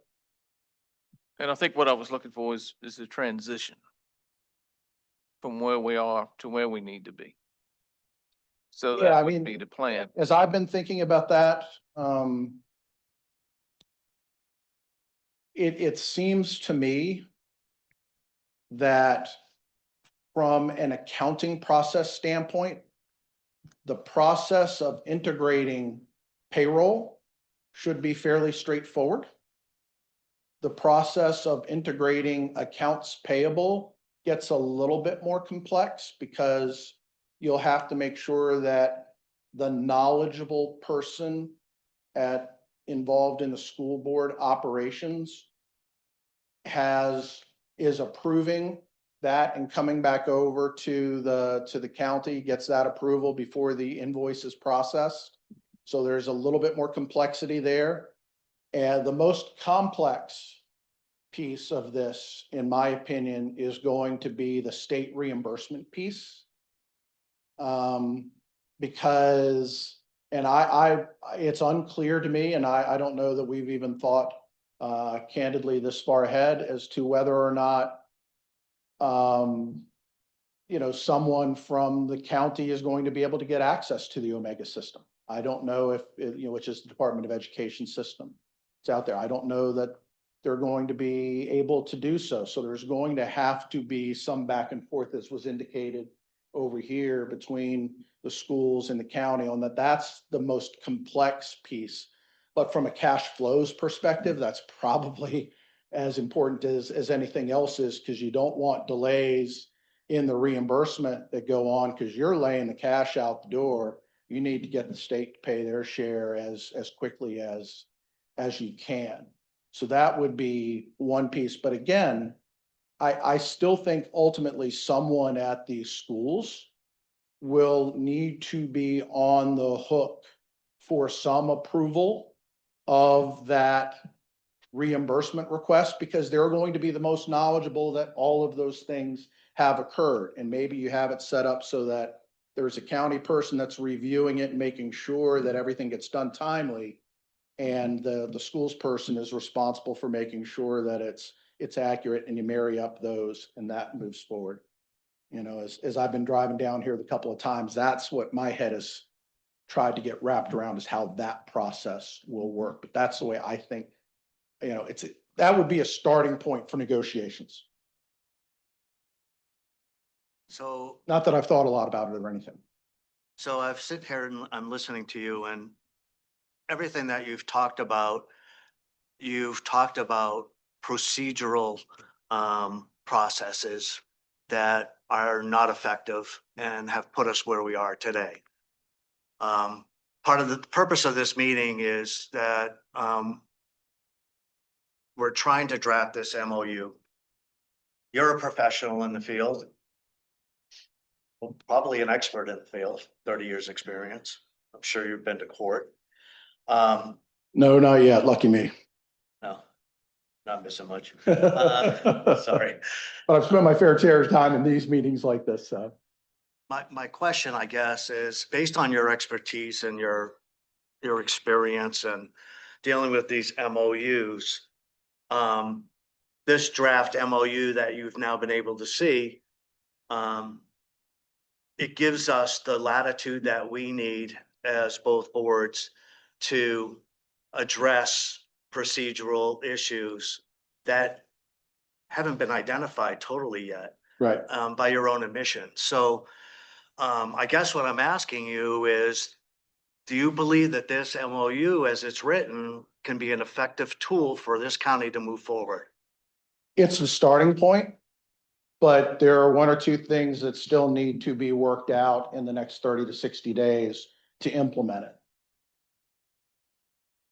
So yeah, I mean, I think the exact detail of some of the transaction flow, especially when it comes to how procurements are going to be affected and how payables are going to be paid, and how So those are procedural processes And- that we can't identify yet. So why would it be in the MOU?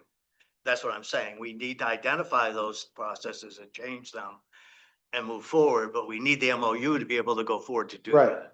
and then the other one is the reimbursement request to the state. Those are the two big areas. I think payroll's pretty Yet straightforward. again, Payroll's that's payroll. another procedural thing on Omega, and I'm Right. very familiar with that. So, yes. But those, you know, as I've seen it done at this level with the understanding that procedures will shortly follow. I've seen the MOU not drafted until the procedures are drafted. I've seen it both ways. But we don't have time to do that at this point. If you want By it your own synced up with admission. if you want it synced up with your fiscal year, which seems to intuitively make the most sense to me. This approach of having an MOU implemented with the understanding that staff will jointly come back in the next 30 to 45 days to these boards with and here's how we're going to do it. I think that that's an appropriate course of action.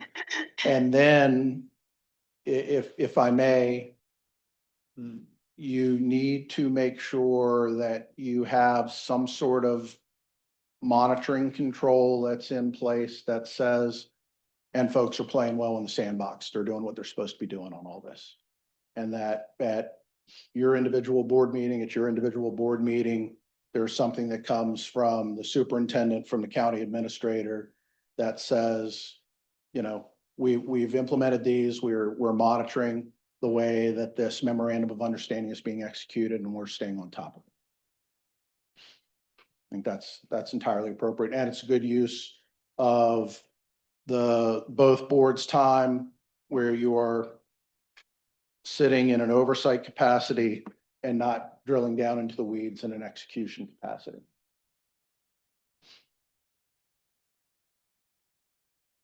How, valuable is the number that's given on June 30th for the school money like it has left over, if the school is on the accrual method of accounting, and after school year doesn't end until September 30th, as far as bills paid, money coming in and all like that. Well, the school year still ends June 30th. The Correct. annual schools report is due on September 30th. Is that what you're referring to? Yeah, Right, but that's as of June 30th. So everything's supposed to be on an accrual basis and, you know, one of the things that I think that the schools and the county need to get in the habit of with this is making sure that all of the reports are on an accrual basis. So that that budget to actual that you do get on a monthly basis report, right? Because you've got the report that's got the county appropriation, you've got a month to date, you've got a year to date, you've got a remaining, and then you've got that percentage column that's off to the side that I know the school board gets on a monthly basis based on my review of your board minutes. You know, making sure that that reports, that expenditures column is not just cash out the door, but it's cash out the door plus any invoices that we've not yet paid and invoices that I know I'm supposed to receive that I've not yet received. That's got to be part, and that will be part and parcel of this process that we put together as we collectively work to stabilize the financial reporting environment out at the schools. we used to always wait till September 30th and we'd ask our finance director, okay, how much money we gonna turn back? How much money we gonna turn back? Because she couldn't tell us until at the end of September. And that's That's unfortunately typical in a lot of governments where I wait until 30 days, 60 days, 90 days after the fact to see what I've spent to figure out where I was 30, 60, 90 days ago. And you can't, you know, that's not accrual accounting. That's cash accounting that you convert to accrual. The budget's on an accrual basis, your financial reporting's on an accrual basis. And that all starts again with when you intend to enter into the contract to purchase something. Before you enter into that contract, you go out, you check the budget. And if you've got the money in the budget, was in the budget, you record the purchase order for it, and that triggers everything on down the line to show that that money is no longer available So to this be is spent. something been going on a long, long time then, because if we had to wait. And I don't want to say that you are an outlier in terms of, there are many, many governments that follow this same thing. It's just at some point when when your spending either accelerates or your revenues don't come in as much as you thought, you end up getting to this situation where you run out of budget and the reckoning occurs and everybody's like, well, why didn't we accrue things to begin with? So now's the time to just say, you know what, we're setting a New Year's resolution for July 1, that everybody commits to when a contract is signed that gets encumbered with the purchase order in the system, as long as that was in the original budget development. And that's the thing that I'm afraid of, right? Is that we've got a 26 budget that has some numbers not reflected in it that I feel like, you know, are really going to be spent based on running 1.3 over in 25 and 1.1 over in 24. So there's got to be, and I would, again, maybe speaking out of turn here, but you asked me down. You know, I would strongly suggest that, you know, sometime during the first quarter of 26, that staff be required to come back and have done a critical reassessment of the 26 budget to make sure that the 26 budget that is approved is based on good, solid numbers that reflect what is going to get spent in 26, plus what the spending history has been in 25 and 24, that can be better controlled. Okay. If that makes sense. And that it starts somewhere, and then you can, in the 27 budget development cycle, you've got a cleaner start. If you don't do that critical reassessment, you're gonna keep kicking that can down the road, and you're gonna have this same discussion year on year on year.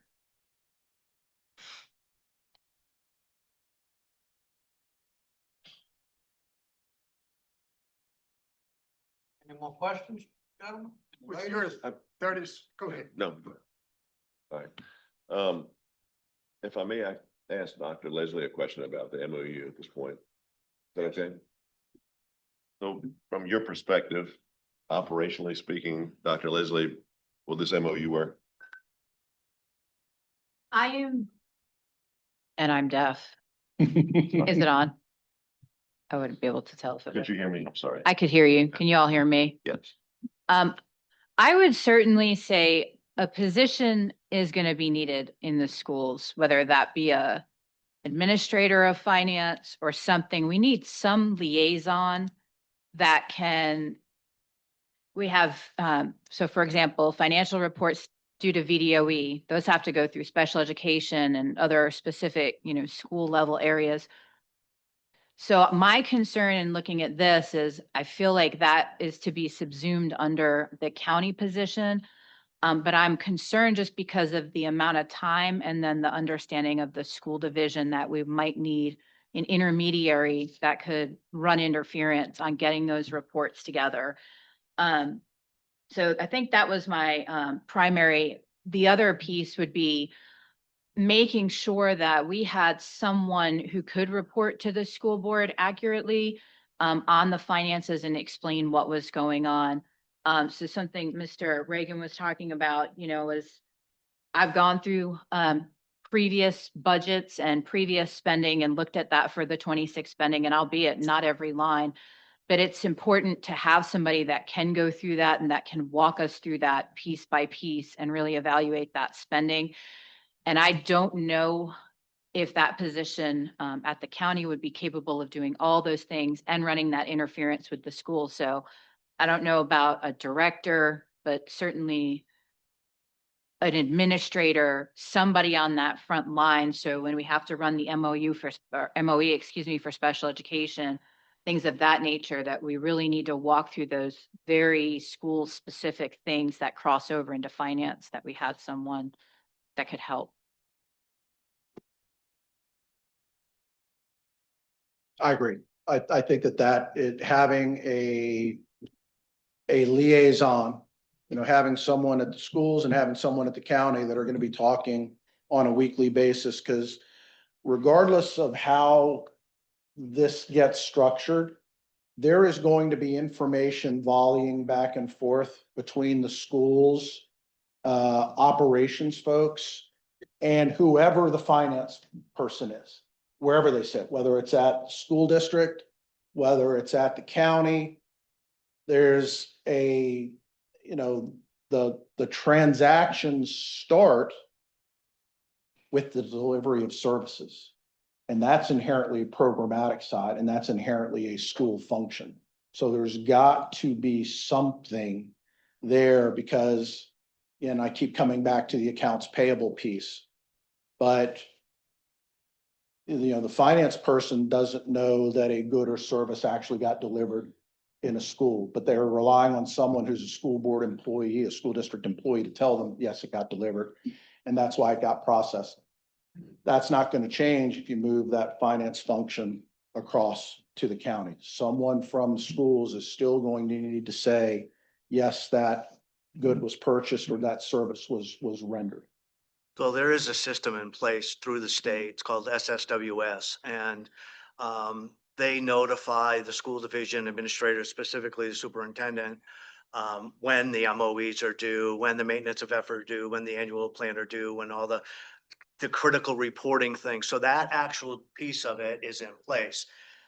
I think what Dr. Leslie is saying, that we need somebody that can actually address those issues and bring them over to the county administrator and say, this is where we are with our MOB, this is where we are with the annual plan, maintenance of effort, whatever we're doing, so that that factor, that procedure is in place. It's just a matter of making sure that we get somebody that can understand that system and explain it to the county and say, this is where we are with our funding for our 611 and 619 grants and all of that. But that reporting is at the end of the process.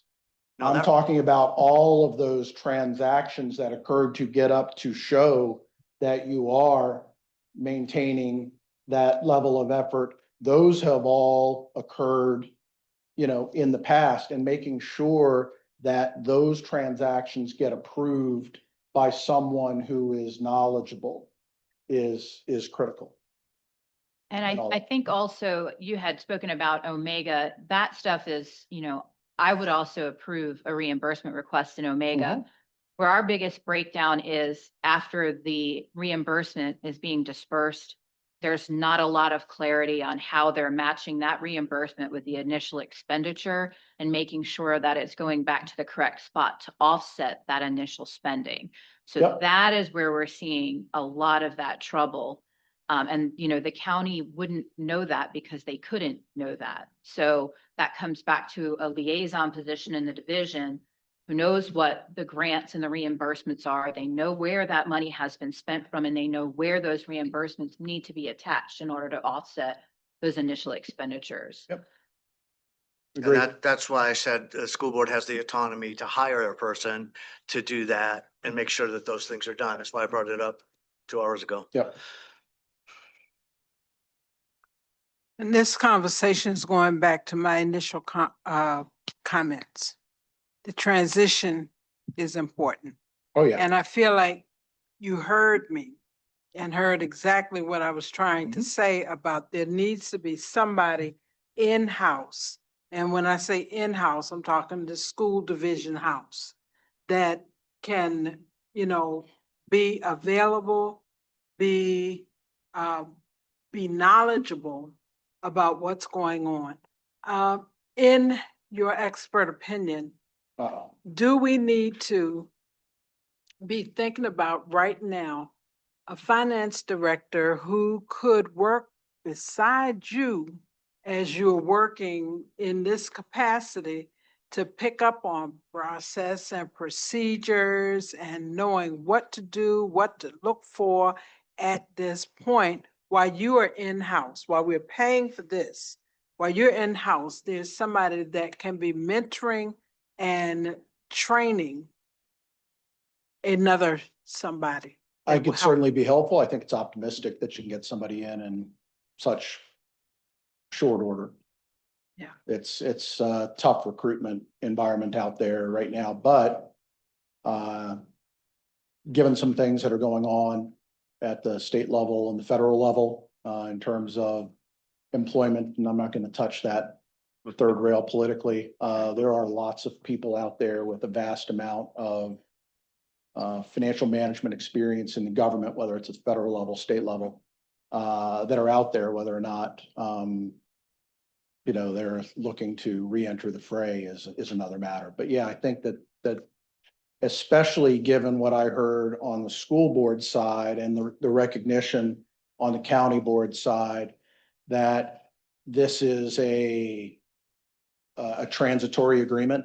This is a stabilization agreement with the intention of stabilizing it and then putting it back over at the school board at some point in time in the future. Especially given that I think it is essential that consideration be given to having some senior financial management at the schools level. Absolutely. Thank you. This MOU does not limit us to those specific categories. We can meet anytime we want. Oh, yeah. We can get together anytime we want. We can come up with identified problems and maybe procedural issues that we need to address, and we address it as a group. I think I'm just trying to get back to the MOU and get this thing moving forward. I think that it allows us to do all the things that we've talked about here today and I think we should move forward. We need an MOU to get to the transition part. Correct. And that's why we asked for your help. And several I'm months looking at, ago. and I'm looking at number 9. Is that any time, any party can get out of this? It's a little bit in this, an MOU that we don't all quite agree with. We need an MOU.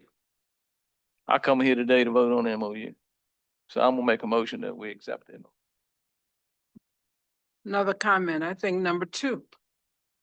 County Finance Director will employ and manage up to 2 finance staff members. That doesn't say it has to be the current 2.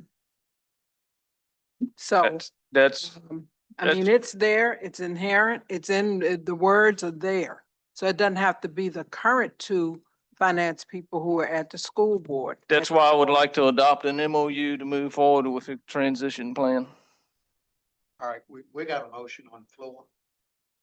I didn't hear a second. Second on this, Oh, and then we can have discussion. Do I have a second? Want me to sit down? Yes, thank you. All right. Don't have a second, doesn't require a second. Now, we can have discussion. I'll second. All right, I got a second then. So now we can have discussion. And I guess my point is, from bringing it up is there are a lot of concerns in the MOU. We're in a time crunch. The concerns can be addressed in the transition plan. We may not end up with either the 2 school board members. They may be where they're at, stay where they're at. We don't know. We got to get to a transition plan to see how this will pan out and work. May not work at all, but we got to get to that point. and my comment would be number 2, that it be a county finance director who will employ and manage 2 staff members. It doesn't necessarily say that it has to be the 2 current staff members. So if you can agree on that, then I'm all for it. Well, I think that's the way it reads now, right? Yes. I agree. Yes, Okay. Yeah, that is the way it reads, right? it reads that. So that does not mean that the 2 staff members that are currently at the school board right now would become county employees. Well, number 3 does say that the positions of account payable clerk and payroll clerk. Is that the title of? So that either has to be clarified, omitted. Okay, You know, we're not gonna get everything in this agreement. There's always a lot of give and take. Thing for us to do is give some and take some. Let's move on with this and quit this argument. Just not getting us anywhere. I don't think anybody's arguing. Oh, let's let our board vote. And we got a motion on the floor. Let the, and we let need the school board. to do this first. All right, any other discussion? Yeah, I want to mention one other thing to see how you guys think. Can you scroll back up to number 9, please? So my thought about the termination is that we're going into this MOU together, and I just feel like we're all here for the right reasons, the same reasons, and we should come out of this MOU together. The way it's written now with the new correction is that either board could terminate the MOU at any time, and that's the end of it. I'm more partial to the way it was written. The previous version was written where it said the MOU shall be the date of the execution noted above through June 30th, 2026, unless terminated earlier by mutual written agreement of the parties. Cleaner. Like I say, we're doing this together and feel like we should come out of it together. Gives everybody a choice. All right, any other discussion? Oh. Well, I guess that needs to be a part of my motion. If you would agree to Say amend your it. motion. I'll agree to the amendment and what I'll do, I'll pull my motion back and let Mr. You wanna withdraw your motion? And let Williams make his motion the way he makes it work, Motion has been withdrawn. if he's okay with that. Sure. So I'll make the motion that we agree to this MOU with the correction that it would take both parties' mutual written agreement to come out of the understanding. I'll second it. All right, we got a motion and a second. Now, we have any discussion on it? If not, all those in favor say aye. Aye. All those against. Motion passes. All right, we've just passed the MOU. What is your pleasure? Are you ready for us? Yes. Okay. Do I hear a motion that we accept the MOU as presented? So moved. Do I hear a second? Second. Comments? Are we passing the MOU that we presented? Or are we using their amendment to the motion that was just spoken on? I need that understanding. Because if you go back and revert to mutual written agreement of the parties, if the school board doesn't want to continue and the Board of Supervisors does, that crosses that opinion out. That doesn't make sense to me. I know what you're saying about going into it together and coming out together. But with that one statement, that gives one board power over the other board. If I'm wrong, correct. No, I think you're right, but my argument would be to that is that we don't want to be doing this anyway. We're doing it because I think it's necessary at this point for us to have more control and more oversight. And we're looking for accountability. I just know that our attorney put that in there and she's not present and wasn't given the opportunity to be present. So I don't want to steer away from something that she corrected for us.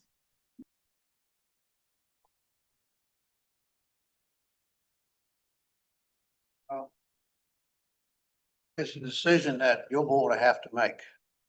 Right, that's who I'm And, talking about. you know, we're looking to get this thing done today, so we can get moving with it. We don't have any time now, so we need to proceed with this. Well, that's why this was given out, days ago to both boards. Well, to answer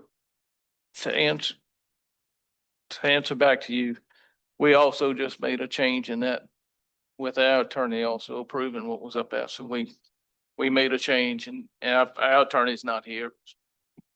So that's a decision we made. That's what I mean. I just would hate to steer away from what both of them agreed on.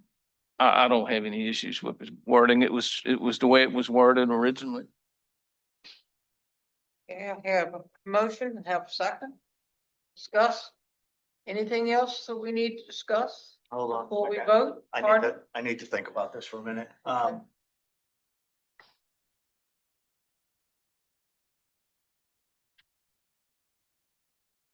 If we changed paragraph 9 to the majority of both boards, so that means a 6-4 vote. That would give both boards the autonomy and not one board more. Forget the word that was used there, more power over the other board. Would you be amenable to that? I would. Wait, but the two boards are separate. Two boards don't vote together on anything. We vote separately. So what I'm saying is you'll have to go We back. enter an mutual agreement, still voting separately. Yes. All right, we've already voted to accept the MOU with the minor change we made. All right, it's not coming back to us now because we've already approved it. So it's not the two boards are going to vote on it together. You'll still be voting separate. They'd have to come back to us after that. Yeah, it would have to come back to us again. If you approve changes, then we gotta go back and approve changes again. Then it's back and forth for a while. That seems to be the underlying problem, but if that's the only problem, that's why I asked. We have not voted on it yet, but I would think that would be the way that it would resolve this issue and we can move forward. So I make a motion that we, I have a motion and a The second. motion is that we accept this, Discussion, and you second. right, So we have to vote on that unless you want to. correct. All right, I'm gonna call roll now. Mrs. Wait, O'Beal. wait a minute, Excuse- y'all, you've gone, is the school board voting on this MOU or the revised MOU that the Board of Supervisors voted on? Because that was never made clear. My motion That's what was we said. not on their agreement. My motion was as it's presented. Okay, that's all I needed cleared. Thank Okay, you. as presented, So if somebody wants to make it to match theirs, I'll accept that. Ms. Obier. I would match theirs. I would make a motion to Whitney match can theirs call if you would like. with the caveat that we Join. change paragraph 9. do we need to So, change your Brittany's- original motion? Brittany's on the call if you need her. Okay. School board. All right, Dr. Kern, do you need to amend your motion before we vote on it? Yes, I would like to amend it to say what I previously stated, Please state it. that a majority of both boards terminated earlier by a majority of both boards. Now do And I'll accept that. All right, now, any additional comments? I'm gonna vote no, Okay, because when you talk about a majority of both boards, they have to vote separately from us, that we Right. can't vote together necessarily on this MOU. It right. has to be their vote and our vote. And it would still be their vote and our vote. They would Any- vote. anyway. If they had 5 votes and we had 1 vote, that would be a majority of both. No, there would be majority of No, I one don't think vote. that's interpreted right enough. Can you amend it again, Dr. Karen, to, so take that majority out? Did you need Before 3-2? we take that. We still gonna vote. Because some We- boards, Can we get our lawyer on the call since we have her available? okay. Can you get Dr. Leslie, can? She should be on. I believe. I'm on. This is Whitney Nelson Crawford, if you can hear me. Okay, Yes, ma'am. go ahead. Can you ask the question? So I would say a 3-2 majority of each board. Well, I mean, that would be quorum, so that would be appropriate.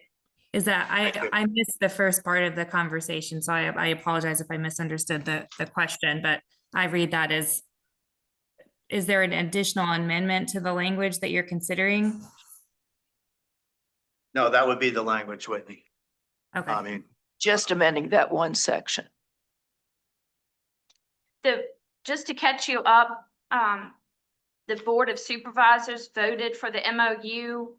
They took out your amendment of paragraph 9 and kept it as is. okay, Now we are discussing that sentence that says mutual agreement of both parties, of both boards. So that's why Dave is making that suggestion to amend it to say the majority of the 2 boards. okay, I understand. Yeah, I think that, I mean, ultimately, I think one party should be able to terminate, but I understand your position. But yeah, I think that the majority of the boards as independent bodies, the majority of each would have to agree. Yeah. All right, when we are in discussion now, we have a person from the audience who would like to speak for, who is our clerk. Can that person speak? Mr. Haney has informed me, Tina would like to speak for now. Is there any way she could speak in both this? I don't, You don't want Think to? so. Not about this particular let's get through this. We need to, Pardon? Let's get through this. Okay. we need to call the question. We need, yeah, Yeah. we need to, All right. All right. We have, we'll start the Restate. beginning. Dave, state your motion, please. I move that we accept the MOU with the language changed from a written notice of either party to a majority of each board, Correct. as in a quorum. We'll hear a second. Second, Any other comments? All right, let's vote. Mrs. Ovia?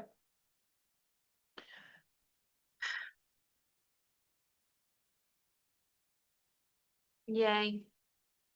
Say yay. All right, Mrs. Bazik, Nay. Dr. Kern, Yay. and Dr. Davis, yay. yay. And so I'm gonna vote yay also, 4-1. Very close. Okay, anything else we need to do? It goes back to you guys now. All right, I'll make a new motion with the same language that Mr. Curran just stated. Second. got a motion second. Sound like we need to say anything else to this override first motion? I would just rescind your first motion and then adopt the new motion. Motion to rescind the first motion first. I'll make that motion. I'll second it. All right, all those in favor say aye. Aye. Aye. Aye. Now, the motion. The motion to approve the MOU with the language that the school board just used. Got a motion, do I have a second? Second. Got a motion second. Now, any discussion? No discussion? All those in favor say aye. Aye. Aye. All against? Motion passes 5-0. Okay. All right, now. Did Tina want to say something? I know that you just told me she did. Did you want to say something now? Oh, I just got a couple of questions. Oh, come up Would to you the come mic. up? Yeah, 'cause I can't hear you.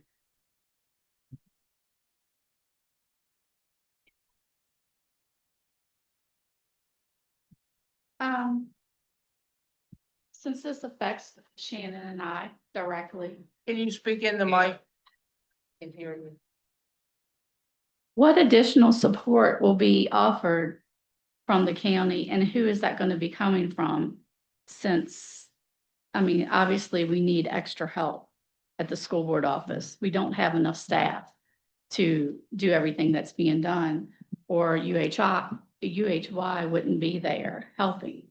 It's just the two of us. That's it. And that is not enough to do the workload over there for what, approximately 250 to Just payroll in itself, in May, I paid 279 people.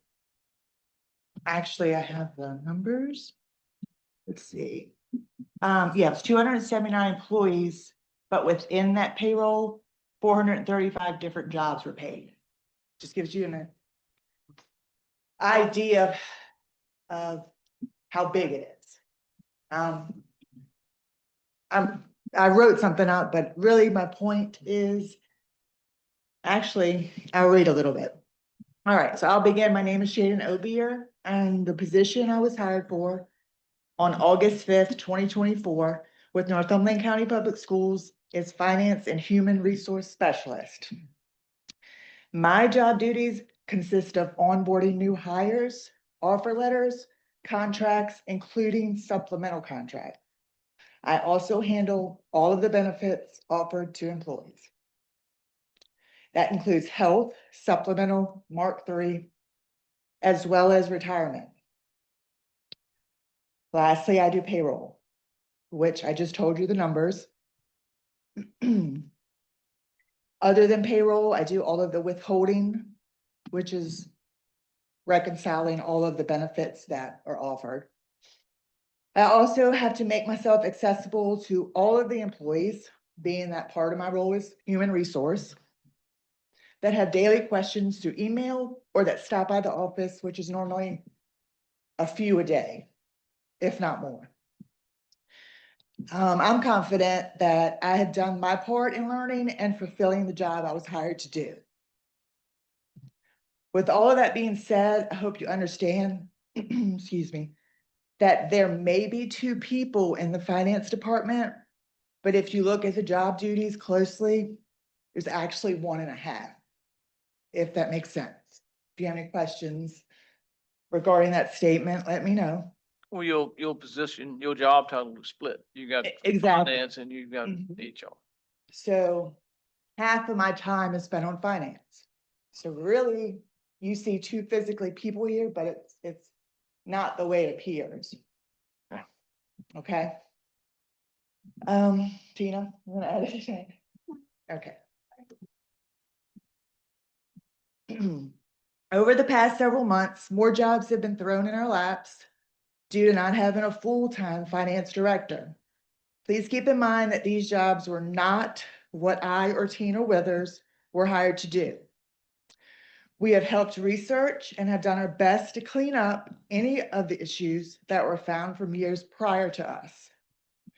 We want things correct just like everyone here, which is why we have been asking for help.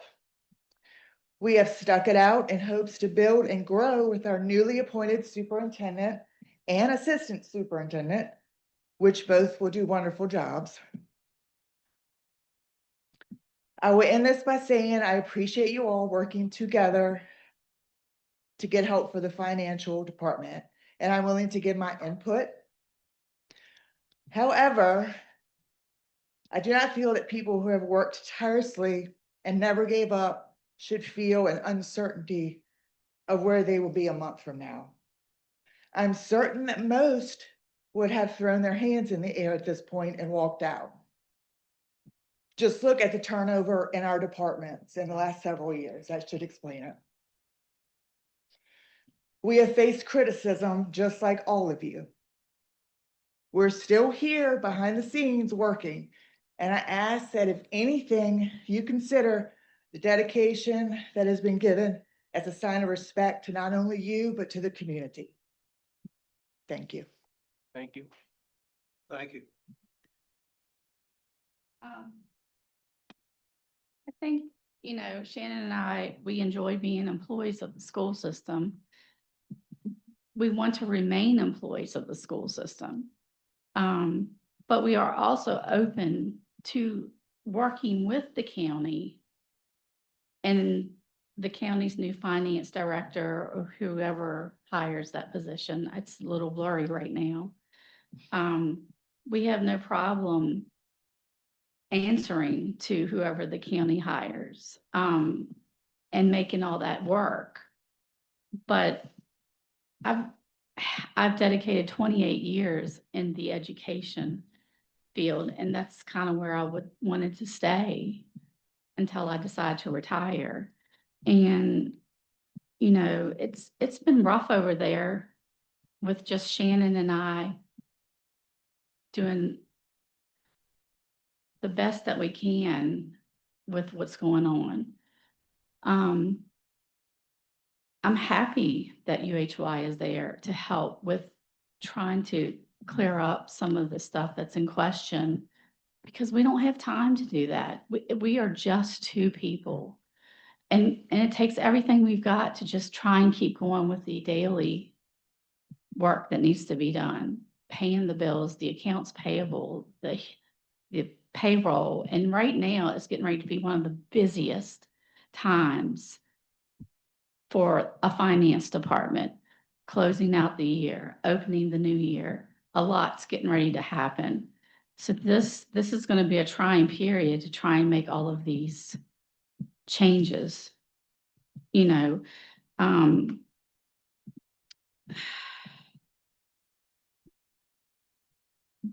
have a lot of questions right now. What's going to happen with our leave?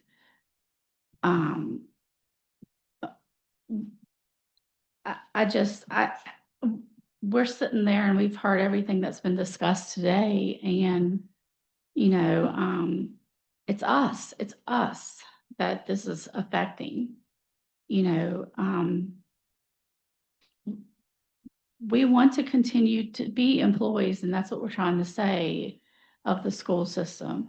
But we want to work with the county. We want to make that happen. I mean, we want a finance director that knows and can oversee and can join and make everything reconcile. And, we want that. And that's gonna, be a very important, whoever that person ends up being. Neither one of us want that job, but we want to work with that person, that joint position with the county.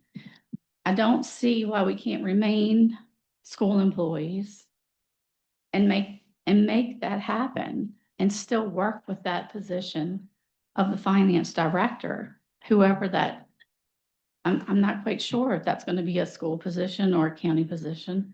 I kind of thought it was going to be a county position that was going to oversee both, the school and the county. But even thinking about this transition, what additional help are we actually going to get? Because these two people, Shannon and I, cannot handle that workload that needs to be done over there. It's a lot. And from what I've talked to previous people in these positions, and Shannon also brought it up, the turnover is because it's not enough people to do the job.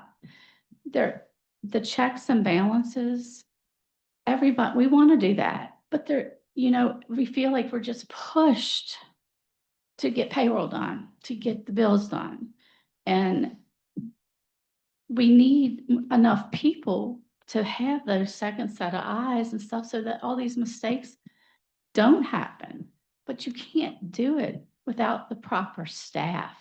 You have to have the people. So one of my main questions is, who over here on the county side, do you all have these extra people and positions? Do you have that staff that's going to be available to provide that extra person or time or hours to put in all these things that need to be done? I mean, and we're talking about July 1, that's a couple weeks. Do you have that? Not yet. We don't have it yet.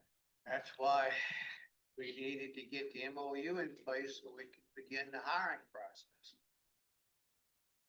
It takes time to hire people. We just can't pull them out of a hat. That's the first item on the MOU. Yep, we gotta get people. And we'll get what we need to keep it going. UHY is still gonna remain here. That's right. UHY is gonna remain Okay. here until we get people in place. And I hope that's not gonna be 6 months down the line. I hope it's gonna be a lot sooner than that. But you got UHY to fall back on. And they're helping you get out of the hole that you're in. Well, we need them. I mean, we need people. Yeah. I mean, we're not hiding anything. Yeah, well, that's what I wanna see. I don't wanna see it go back to the way it was. No, no one does. No, you can't do that. No. That's why UHY is staying here until we can get people hired. But we can't just hire anybody. We'll try to hire someone with some experience. Right. And that's not the easiest person to No, find. I And mean, a financial director is not gonna be easy to hire. and I guess, we want clarification of the job description, what it's gonna be. I'm glad that Dr. Davis did bring that up.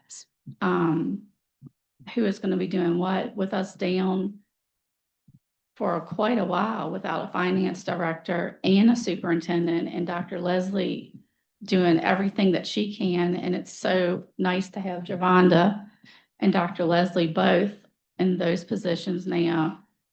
But there's a lot that we need to work out right now. Still sitting over there without a director of finance. It's just a lot of things that need to be clarified, and responsibilities. And if this is supposed to take place July 1, but my bottom line is I really wanted to remain a school employee. I only had 2 more years, but things were going good. I was going to hang around for a lot longer. But we are all for working together with whoever in the county. We just have to have the staff and the people to do it.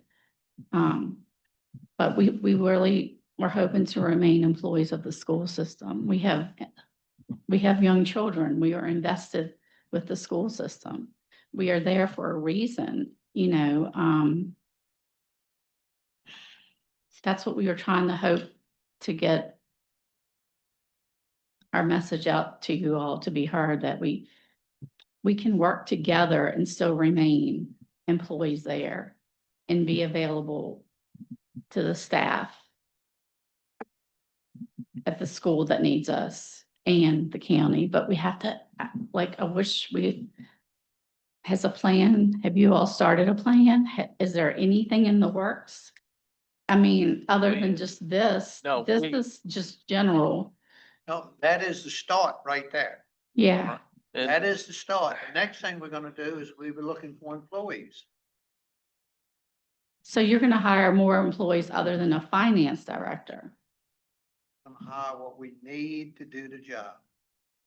Okay, because I know what's proposed in the school budget, I can't. but I don't know what's in I'm the. not aware of what's in the school budget. Oh, I know we're all worried about the finances, so I know that there's not extra positions in the school budget for, I'm trying to see the big Yeah. picture. This is, the MOU is the start. Yeah, The MOU is the start. It started today. Now we'll be advertising for financial director and whoever else we need. so does the school continue to advertise for that? I can't speak for the school. Okay. All right, I'm just wondering. Yeah, I don't know what they'll do. I cannot speak for them. Okay. Because something was said about that in the meeting the other night, so about the special appropriations and billing quarterly and stuff for Shannon and I, if we become county employees. That was discussed. That's in the MOU. Well, this is the first time I've seen it, so I haven't had the opportunity to look through the whole MOU until today. So, but anyway, that's all I have to say. All right, thank you. Board members, we all straight with that MOU. School board, you all straight with the MOU also. So now, and next item on the agenda would be Davenport update.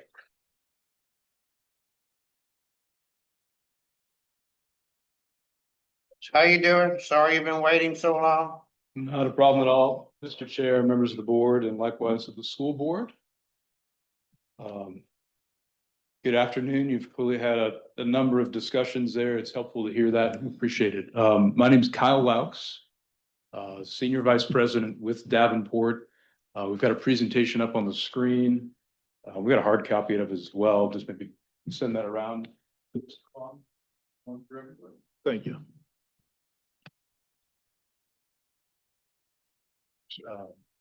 And while those are going around, I'd ask maybe to go to the first page here, up on the screen. So we were asked to come tonight as, I guess, this afternoon, I think it's still this afternoon, in our role as the county's financial advisor. So that's a role we've served for a number of years. We've had the good fortune to work with you. We work with, I think, most all of your neighbors, headquartered out of Richmond, have about 600 clients, mostly in the Mid-Atlantic, but clearly Virginia is home. There's probably a couple extras there. And so in our role as the county's financial advisor, and I use that term county purposely, realize that we have the Board of Supervisors, we've got the school board. Our job, really working primarily with the Board of Supervisors, is to think about Northumberland County in the aggregate. The reality is, as the finances of the county and the school board are rolled together, the outside world really looks at you as one entity. Clearly, there's two different entities. We've got that system in Virginia. You've been talking a lot about that, some of those interactions. But our discussion today, our observations, are really based upon Northumberland County in the aggregate. And so we want to give some of those. Importantly, we're not auditors, we're not accountants. And so those are different roles. You know that. You heard from Mr. Reagan earlier, in a very specialized role. Our job here today is really to provide some observations, some recommendations. Again, thinking about the county in the aggregate, both a little bit of history with you, and a lot with many of your neighbors across the region. So I'll go to the next page, page number 2 here. And in an effort to keep this maybe as succinct as possible, given all the various variables that are moving around and knowing that it's budget season, is to focus on one particular financial metric, if you will, financial measurement that as a financial advisor, as outside lenders, outside agencies, the rating agencies, we'll talk about that in a second, they focus on in great detail. And that's the fund balance of the county. That's an accounting term. What that really is the county's reserves. It's your savings account. It's often referred to as the rainy day fund. And so what we're showing on page number 2 is a trend of that fund balance, again, being arguably the single most important financial measurement or metric for local government, whether it's Northumberland or Lancaster or Westmoreland, whomever it is. It's a great way to get a bead or an eye on the overall finances of a local government. And so what we're showing on page 2 of this presentation, again, it's up on the screen, you all have a hard copy of this, is a trend of that unassigned fund balance from 2019 to 2023, all per the county's audits. And so what you see in that trend is a positive increasing trend over that roughly 5-year time period. We've shown 2 different graphs here. On the left-hand side is just the sheer number of dollars in that unassigned fund balance. It starts at about $6 million, ends at about $10 million, plus or minus. That's one way to look at it. The other way to look at it, and arguably the most important way to look at it, is what do those dollars represent as a proportion of the overall budget of the county? And when we talk about the overall budget of the county, what we're really talking about is the aggregate of the county and the school board. Again, knowing that the school board's funding comes primarily from the county, with certainly dollars from the state, a little bit from the federal government. And so what you see in that right-hand graph is when you take those fund balance dollars, which again is the reserves, it's the rainy day fund, it's a combination of all those various things, as a proportion of the budget, it was increasing from 2019 to 2022, kind of leveled off, started to decline in 2023. And if you look at that graph, those dollars represented about 25% of the overall budget of the county. And so as measured at the end of the fiscal year on June 30, Northumberland County had about 25% of its annual expenditures sort of in reserve in that unassigned fund. So that's a good, healthy number. When we were here at the time, the recommendation was, you know, we should make sure we solidify that. We should memorialize that, as many and most of your neighbors have done, to make sure that that doesn't drop below that. That's a good general best practice in governmental finance. You recall also that at that time period, the county's credit rating was upgraded. It was upgraded in part, not entirely, but in part because that fund balance had improved so substantially during that number of years there. So that's a little bit of history. So now we'll go to the next page. We flip that page. So now we've taken the exact same graphs and we've added the end of 2024 and what we've been given, we didn't come up with these numbers, but what we've been given as an estimate for the end of 2025 that really is going to end in about 2 weeks or thereabouts. And what you see, and we purposely used a red line here on purpose, that unassigned fund balance of the dollars on the left, again, it's up at about 10 million at the end of 23. It's declined in 24. It's not a positive sign, but it wasn't, but so much. And now the big problem here, and I think while we're all here, while we were asked to be here, is you look at the end of that 2025, just the sheer dollars there, it's expected to be, again, these are not numbers we've come up with, the numbers we were given, in and around $3 million or thereabouts. That is a very, very small number for a county of your size. You look at that as a proportion of the overall budget on the right-hand graph there, meaning as a percentage. It looks to us, again, using your audits and information we were given for 25, meaning fiscal year 25, that percentage has dropped from about 25% to something like 5% of the overall county budget in that unassigned fund balance and in that reserve. That also is a very low number for a local government of this size. What could that mean? Any variety of different things. Certainly it can put the county's credit rating at risk.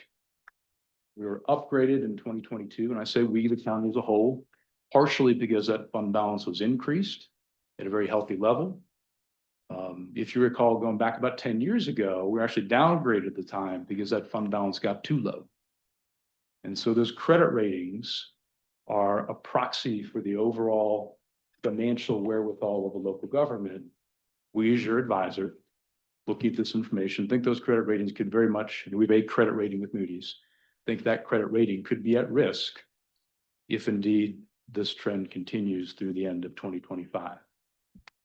The other problem this creates is that you as a county, as a local government, different than most people's personal finances, the dollars you get in, especially with taxes, that's your primary revenue stream, come in, call it lumpy increments. Taxes are due at the end of the calendar year in December. And so you can use a personal finance corollary. It's similar to having the majority of your income in a year coming in at one time at the end of a calendar year in this case. What that creates, and Northumberland's not unique in this way, but it creates a cash flow problem whereby you've got to make sure that you can manage all the bills that come in on a monthly basis. So again, use your personal finance corollaries. If it's the mortgage payments, the electric bills, so forth and so on, those are going to keep coming in even as we're waiting as a local government for the tax dollars to arrive at the end of the calendar year, basically in December. When the fund balance is higher in that 20-25% time period, that's less of an issue. You likely have the dollars, and you have historically had the dollars to work your way through those low time periods in cash flow. With the fund balance as low as it is projected to go now, it is highly unlikely that you're going to be able to make it, so to speak, in terms of cash flow from now until that December time period. And so there are very real implications. What that means is that the county will likely need to issue a revenue anticipation note. That's not without precedent in Northumberland. Some of your neighbors do that. But it's not something that many local governments, and really any local governments in your credit rating category rely upon. Just not something we really see with a local government that has a credit rating that's currently at your level. And so we make these observations, again, a lot that kind of gets boiled up into this. But again, as the outside advisor, we need to make these points, knowing that it's the budget season and right on the precipice of needing to adopt a budget.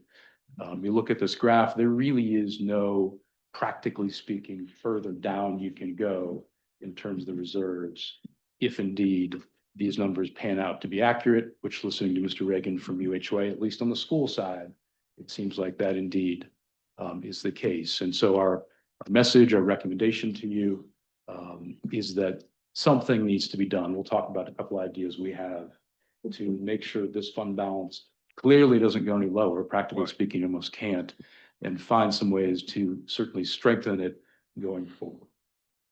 So we'll go to the next page. One other observation we have, again, knowing it's budget cycle, budget season, kind of right up against it here, is if you look at the last 3 fiscal years, and again, this is FY 23, 24, and 25, looking at the budget relative to what actually occurred using the county's audit information in 23 and 24, and then this projection we were provided in 25. In FY 2023, based on the numbers we've seen, the budget actually relied on about $1.8, $1.9 million of fund balance to balance the budget. And so we're really relying as a county on digging into some of those savings in order to make the year work over that time period. It's not necessarily without precedent. Some local governments do that. It's not a best practice by any stretch of the imagination, but that obviously is what was done at the time. What happened though in 23 is that you had a good year. You budgeted to, in essence, to draw down the fund balance by about 1.9 million. You actually came out about $500,000 to the good. So a budget is a plan to make it through those next 12 months.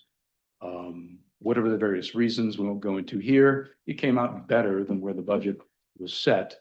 Again, to Mr. Reagan's point, knowing that a budget is set well in advance of the year beginning, then you got to make your way through that whole year. The problem though becomes 24 and 25. You can see in 24 then, the budget relied on about $2 million of fund balance. And actually what happened is used about as a county, used about $2.6 million. And so it didn't come out better, it actually came out worse. And that's when we start to see that erosion in the fund balance coming out in the audit. And now as we get to 25, the budget as it was set, this information we've seen, relied upon another about $2.7 million to balance the budget. And what's happened is you've clearly had, and I think some of this information is coming out, very helpful to hear Mr. Reagan. We listened to him last week and again today, talk about what they've done on the UHY side of things. But it looks like it's kind of a double whammy this year, whereby the budget relied on about 2.7, 2.8 million. Looks like that's going to come in worse than that. About $4 million in the aggregate is, again, what we've been given is the hit, if you will, to that fund balance for FY 2025. Obviously, that's an estimate. The year's not over yet. And so we show you this, again, it's in red letters, it's a challenge, clearly, to note that as the budget is being adopted, it's much easier for us to say we're not elected, any of those variety of things. But the dollars here just won't sustain any more use of fund balance in the budget. To the extent that occurs, you really put the overall county at risk of having enough dollars to remain solvent, absent doing some of this short-term revenue anticipation note type of financing. And so, again, a difficult message to deliver, but that is indeed what numbers are showing here, is some of this information is coming to light within especially the last several months. So we'll go to the next page. Just to give a comparative, I think we've done this in the past, of that unassigned fund balance. And this is just showing a number of your regional peers from the Northern Neck, Middle Peninsula, some folks along, 360, all counties here, different sizes, so forth and so on. This graph is shown as a proportion of the budget. So obviously a York County is much, much larger than a Northumberland County. But what you see here is all of that adjusted to be on an apples to apples basis in terms of being able to more directly compare. And so you would see there as the end of 2023, Northumberland was about 24%. That was a very healthy number. It was on its way up. At the end of 24, we start to see that erosion. At the end of 25, again, an estimate at about 6%. That's in that kind of reddish orange bar. The peer median, the rest of the counties in your area, about 16, 17%. Some are much higher than that. Some are on the lower side. Richmond County is obviously one of your neighbors sort of adjacent. They rely on a RAN every year. That's just kind of how they operate. We'd argue that's too low of a fund balance. But clearly there's a number that are direct peers very much within your region. The Essexes, Northampton on the Eastern Shore, King and Queen, Matthews, that have fund balances very much in that level. So this is informational here for the moment, but just again, to give you a perspective, especially on the Board of Supervisors side of things of what some of your peers and neighbors are doing. So go to the next page. Make a couple observations as we look at all these graphs. Our opinion here for the moment, that's not a sustainable path. I think you all know that as you've seen all of that. We have a lot of statistics here on the rest of this page, but basically you use that unassigned fund balance as a proxy, and there just aren't the dollars to further erode that. And you really need to stabilize it and look at growing that going forward. So how do you do that? So let's go to the next page. Our advice and recommendation to you now is to make sure that as you're adopting this budget for 2026, it is structurally balanced. What we mean by that is that the revenues that are recurring in nature, primarily tax revenues, match the expenditures that are recurring in nature. And so, again, that's a best practice and something that, given the trend of the fund balance, really should and seems practically needs to be enacted going forward. Seems certainly likely the revenue anticipation note will be required. It's not out of the realm of what Northumberland has done in the past in order to sort of manage those cash flow cycles. We've just had to work through this with Charles City County, a bit south of here, was in a similar situation. Banks will provide that lending. Certainly they have in the past. A competitive bidding process is best for that. But it's much more challenging to do that from a position whereby there is erosion in the finances. So as you're thinking about that, that's something that we have helped with in the past, and we certainly can. My recommendation there is to get a competitive bidding process because there's a cost to doing all of that. And that's within the interest rate that is offered by the bank. Putting the banks in competition results in a lower interest rate. Maybe a little bit of positive on the horizon and some observations and ideas that we would have going forward. There's a reassessment on the horizon, clearly not now, but that is a local government's way to adjust its revenues, or one of the ways to adjust its revenues for the underlying expenditure base. That's not this fiscal year. We understand that's coming into next fiscal year. So part of what we see as your advisors and need to kind of bridge that gap between the beginning of FY 2026, it'll be here in a couple of weeks, and get through 26 into 27. That's a cycle many of your peers have had to work through in recent years. Again, recommended put in place a fund balance policy. In fairness, that's something we've recommended in the past. We think that's important, and that'll help give some of those guidelines and some of those roadmap, if you will, to managing how you think about the overall finances. And again, we're talking about the aggregate here, the county and the school board, really in fairness, all being wrapped up together to the outside world. As you think about the beginning of this next fiscal year, that'll start July 1, putting together a multi-year plan. And so clearly we've had a number of years whereby the COVID dollars, whether it's ARPA or ESSER, have clouded a lot of things for all local governments. Now is a time to do some very good multi-year planning, to really understand what do the next 4 to 5 years look like. Take all the noise of the ARPA dollars, all the noise of the ESSER dollars out of the equation. What do we really have in terms of recurring revenues, recurring expenditures, and get a 5-year plan going, as opposed to thinking about a year-to-year budget cycle. That is another recommendation. That's not going to happen in the next couple of weeks. We need to adopt the budget, but really starting July, that is our recommendation to you. And furthermore, there are some ways to think about in the short run. Again, getting back to this need to get some dollars back into the coffers some ways we've started to research with the county administrator that are viable to basically pay ourselves back for capital that we've spent cash on and make sure we can just get some dollars back into the bank for operating purposes. That's something we've started. We're not quite there yet in terms of having any specific information, recommendations to you. But that certainly is something, Mr. Chair, if you have us back, we can keep working with Mr. Tadlock to. We would love to have you back. Absolutely. We're happy to do that and continue working with some more specific information to bring back to you. And I think also any of the capital that may or may not be in the budget for FY 26, whether it's on the county side or the school board side, also something that when the budget is adopted, take a very good look at it, understand within that 5-year plan, how do we think about that capital on a recurring basis? Because the positive here amongst all of this is not a county that has a lot of debt outstanding. And so what you have right now is not very much cash. There's very little cash in the bank, but it's not a county that's over leveraged. As we look at all those comparatives, we can come back and do some of those things and show you how you stack up relative to other local governments in terms of relative debt levels and all the cash levels. What it strikes us is some of that ratio has gotten a bit out of whack the last couple of years.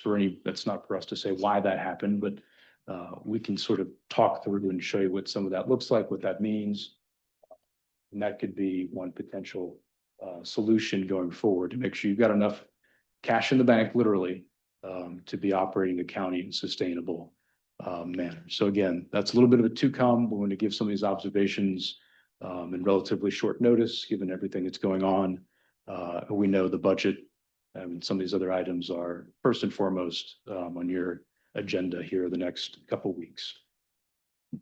So we flip to page 8, and then I'll take any questions and certainly wrap up. You've had a long meeting.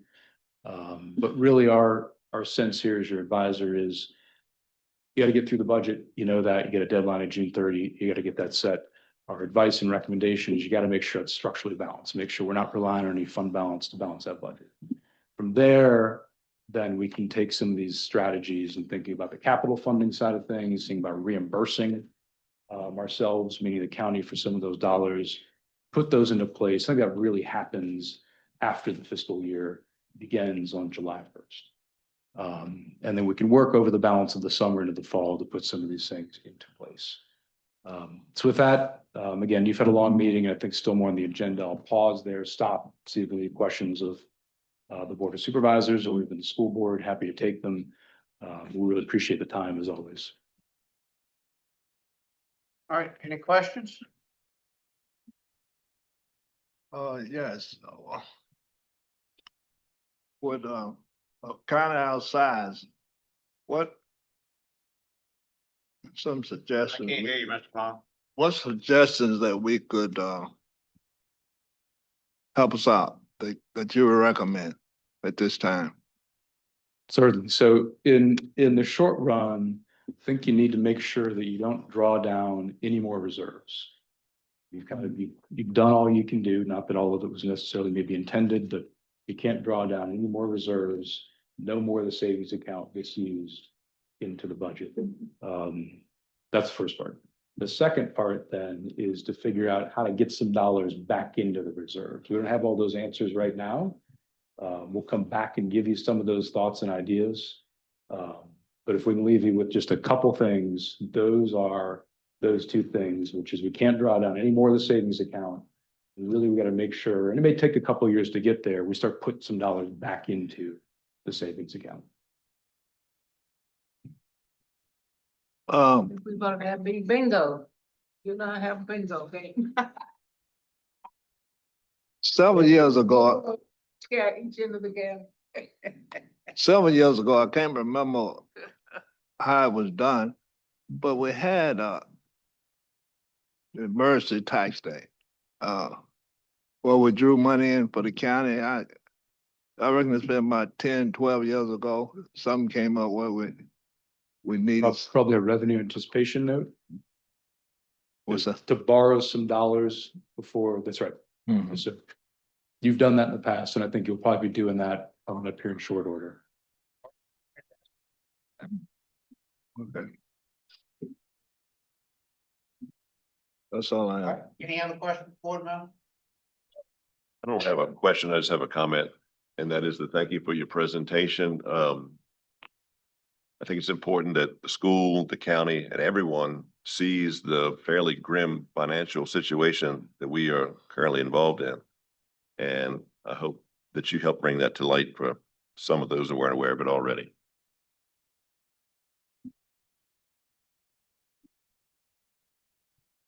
All right, any school board members have any comments or questions? All right. Well, that was a very good presentation, and I do appreciate you and your company putting this together for us. Sir. And we do look forward to working with you, Yes, sir. because we're gonna need your help. Yes, sir. We look forward to coming back and, again, appreciate the time. All right. Thank you, You, Chair. sir. And also sorry to have kept you so long. Yeah, very sorry about that. All right, next item on our discussion is the old EVB building discussion. Let's have a break here. Let's have a break, man. We've been here a long time now. Let's have a short break. All right, we can take a 10-minute recess before we get back to that, then we can come back. Right.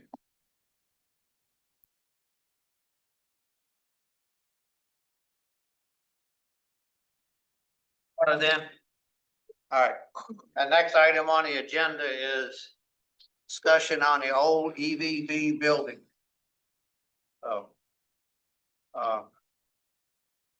school board members, you know, we've been trying to get some agreement on this building here. Long time. Been a long time. It's been from you take it over to a lease, and none of this has worked out.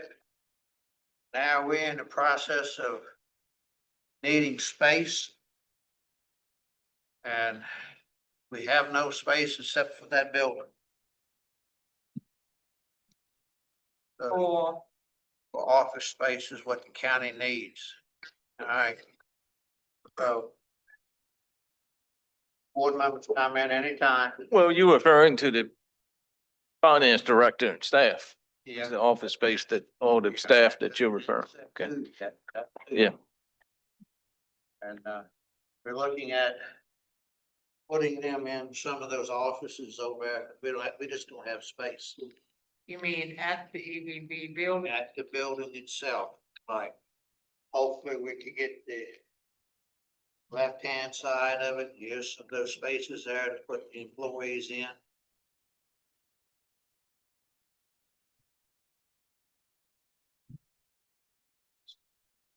So we don't have any space. There's no space unless we put a pop-up in. That's the only choice we have. And that's not gonna work. Rain will be right nice, Dave. Yes, it would be. So that's what we're looking at. Yeah, proposal. Well, this board's gonna discuss it a little bit more. Want to hear from you. But this board's gonna try to make a decision on that. Board members, any comments, questions? Well, it's enough room over there. It's better than- Yeah, plus it's sheer. We don't have a choice.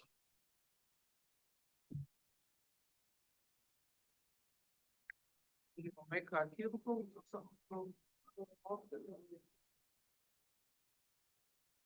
Well, the left-hand side's got, I think it's up 4 offices plus additional space. You could make some cubicles out there. It has its own, has restroom facilities there. The boardroom in the back, that can be shared, so that's no problem. In case you have to have a meeting or something, that's no big problem. Still plenty of space on the right-hand side for cubicle offices. So there's no reason why we can't share that building and still be okay. How many people do the school board have in that building right now?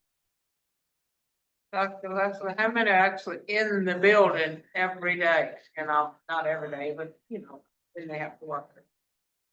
Right now, about 7. 7. Anticipated vacancies right now? Say it again. Anticipated vacancies. So that would be without a director of finance. And also someone for HR. So we have 7 with the finance folks that we have in-house now. So we need 2 more there, so we need 9. And how many officers now you finding? And that would include our administrative assistant. We could use minimum 3+. So 14 goes into 6,000 square feet. How many times? Anybody? Anybody good with math? I knew John would know. About 450 square foot per personnel. That's very doable. Yes, it is. And how many bathrooms? Bathroom on both sides. On It's the 3. right-hand side has restrooms. Left-hand side has restrooms on it. Plus there's, let's see, what else is it? Yeah, both sides of the buildings do have restrooms, so there's no problem on that. There's 2 restrooms on each side. Yeah. So there's 4 total. Plenty. But that's plenty for everybody. And there is a small kitchen upstairs or downstairs?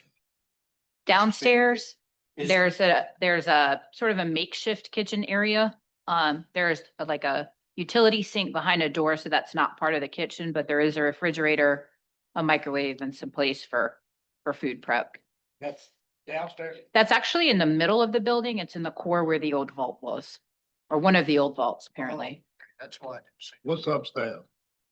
Upstairs, there's nothing right now. They had to do some mitigation upstairs. I'm not sure of if that area right now is habitable or would need some cleaning up. Not a whole lot of space upstairs. There's probably enough for 1 to 2 up there, I would say. Yeah.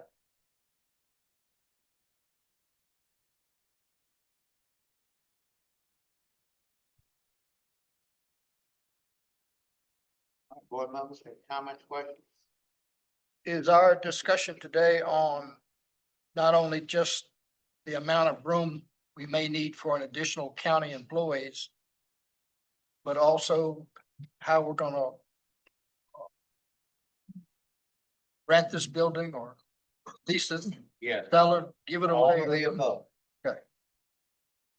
Well, one other thing we got reassessment coming up, and we will have to put some employees somewhere there, but they're not gonna be there too often. And you do have the board room that we could use as a conference room for when you come in and you have you don't agree with the assessment, so you can have me sitting in there for a conference. So, you know, we can share all of that. What else did you have to add, Mr. Fisher? Well, we were talking about how we're gonna set the building up as far as finances is concerned. Yeah. We've talked about it, we've never done it. Well, we, Probably several different things. right, one of them was if the county was gonna use some of the office space in the school board has not yet accepted deed, or we got into a lease, just leave it alone, let the school board stay in the building, and the county will provide the maintenance and upkeep of the building. Right. And the school board would have the utilities. That was just a discussion. What was it? One time we gave up some kind of grant we had, like 500,000 to be able to be there. What happened to that? That was, I think it wasn't 500, it was 1.2 million. It was in agreement. We're gonna back up to one thing. Okay. When Richard and I first met with Holly at the old school board office, and we had discussions about moving the school board office to the EVB building, we only referred to the school board using with her half of that building, not the whole building. I never heard that, but that's, okay. But That's weird. That's was the agreement. Okay. Um. Now, getting back to what you were talking about, Ms. Christopher. I believe that was a 1.1 or 1.2, $1.3 million new construction grant. I believe that was federal funds. It was given to the school system. I believe y'all were gonna try and do a new school board office. And I believe, that was not gonna cover all of it. Correct. So we had the discussions, between the Board of Supervisors and the, school board, if we deeded the building, to the school board, that those grant funds would be used for some of the capital improvements. One of them was the playground. Another one was carpet in the elementary school. Another one was, the, sidewalks, resurfacing the track. It was carpet, yep, gym floor, and a ladder that access the roof of the school. In the middle of that, I believe y'all had a boiler that went out that cost $170,000. I believe the track got done. Right. Some of the carpet in this elementary school got done. The stairwell got done. The gym floor. The ladder. Concrete. Jump floor, project. too, jump floor. Yep, the concrete, Everything you mentioned got done. everything but the playground. Exactly. And so that money got used for that. So right now, the deed is in the name of the school board County. of the county. Yes, ma'am. Name of the county. Okay.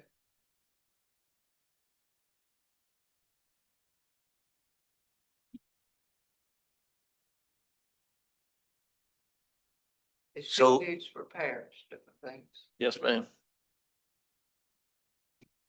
Still gonna cost the money. So what we didn't like was when you came back to us and said, one of the things was you were gonna take 3 of our parking lots. Now for that, because you needed more space. One on each side and the one behind it. They're the additional parking lots that was the, discussion. What that was, I'm gonna come up and still be gonna take them. You know, they didn't feel like it was the right thing. So currently, the county has the deed to the property. Yes. The federal funding that was allocated for this has been exhausted. The proposal on the table, if I'm hearing it right, is the county keeps the deed, will maintain the facility. And you're asking the school board to pay the utilities in full or percentage wise? I guess, my opinion, that's open for discussion. I don't know what the rest of the board members, how they feel. I'd like to hear from them and not me do all the negotiating on it. Why would you want utilities for that one as a, say, the school or the, whatever like that? When don't y'all pay those, or does it come out of ours directly? That comes out of the school budget. So School you is right. That goes through the school. Yeah, So it, in other words, this is gonna come out of the school budget also, you think? it already does. Okay. Already come out of the school, but. So then any construction costs, associated with, getting everybody where they need to be, county employees and school employees, would that be assumed by the county? Just say yes. I'm just trying to think this What through. percentage of the building are you using currently? What do we say we had 9? 9 and 5 is 7, currently two short. That gives us 9. And Was we that all- allocated 5 for you, so that'd be 5 nights, right? But are you using 50% of the space at this point? No, because the space is, It's spread out right now. it's a bank. So like they were, the tellers were, that's all like area. You have employees on the left side of the building We now. have employees on both sides. Okay.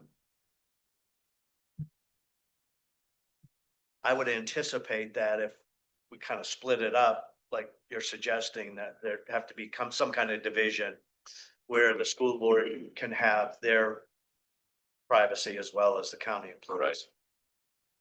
I just want to know like whose budget it's going to come out of, because I'm sorry. And who would pay for the painting of the facade in the front? Because that wood is rotting. It really needs to be painted. What was that? I didn't hear you. I'm sorry, the painting on the front of the building, County's gonna assume responsibility of all maintenance on the outside. because that wood is going. And what we're looking at, I guess, is taking care of I want to take care of the maintenance of everything on the inside, I would think so. I or would take the utility cost and split them down the middle. I think it'd be better if you take care of the stuff on the inside. You know, do that, because it is a lot of different things. A lot of little things that need to be fixed. I think you should do it, get it done. We get the money for it and just go. Especially if it's gonna be used for county employees, you know, which in 5 years, 10 years, 20 years, who knows? I mean, if you hold the deed, Hmm. that's incumbent upon you to make sure the building is. Yeah, I think about it. I think the question is the school board going to be given unlimited access to the property until it's sold by the county? You would still have the same access you have now. But Same use. But unlike a lease, we won't have a lease where you're just saying that we can go in that building, so. You will be able to go and come and do what you want in that building. None of that's gonna change. We just need additional space. And And it's a thing of sharing this space in the building. And the county's gonna pick up the expenses. I think that we need to come up with a written agreement. Yeah. Have it in writing. Yeah. Then it won't be any issues on who's responsible for what or accessibility. Karen, do you see any obstacles to this? Dr. Leslie, sorry. That's okay. No, I mean, my only concern would be, you know, the communal spaces that we have set up now. So we have, you know, main conference room in the back, that's accessible to both sides of the building. And that is used, we do use that fairly often. We use it for closed special meetings, school board, that kind of thing. So I imagine, I don't know if that's would be a necessity for the team coming in, but you know, that would just be, that might be the only issue. Other than that, I will say on the right-hand side of the building, we would certainly need some sort of renovation. For example, the office I'm in, I don't have a door. We don't have partitions in a lot of that area. So if we had, you know, 7 or 9 discrete people doing different jobs, so our HR needs to have a place where they can store employee files, things of that nature. Currently on the right-hand side of the building, that space does not exist. We only have one office on the right-hand side that can be secured. So you think it would be best that if we come over and do a walkthrough with you? Because I think so. I'd rather not spend any more money than we have to. Understood. I mean, there's a lot of space that's not utilized. So if you're putting finance, for example, we have one large area. If you had 3 finance people, a director and 2 specialists, you certainly could put 3 of them in a common area because they want to have dialogue. So I think it would just be I don't know if left hand, right hand works so well as maybe looking at the space and seeing what are the needs. Like I said, That's a HR better for me would be a concern because I need a secured area for that person to be able to. I will say that the space can definitely be partitioned very easily and relatively cheap. I mean, we're talking 2x4s and sheetrock. It just depends, you know, if we're looking at the efficiency of the space, I think it can definitely fit our needs. And am I to understand it's the finance folks that, I mean, would have the open integration there anyway between the teams. So, I mean, I think if we didn't cut it down the middle, but we're sensitive to putting people where they needed to be within the building, it would be. The only thing that I hear that's outstanding, is the split of utilities. That, you know, if you're gonna hold the school board responsible and yet there are other employees, so I'd ask you to consider splitting, doing some percentage of the utilities versus charging the school board all of the utility bill. Pay for them all, still. Well, I did say that we could split them. Yeah, heard you say it. And, But that would be your portion of staying in the building would be splitting the utility. Which is very expensive. I heard that, but I didn't hear it coming. I agree with Mr. Haney. I would recommend that we split the utilities based on usage. If you're thinking you're gonna use 5 people in there and we got 9, then we split it 5/9. If you need 4 more people to come in, then we split it 50-50 and we just do a percentage basis. And that way it seems fair to everybody. The more people you put in the building, the cheaper the utilities are for us. So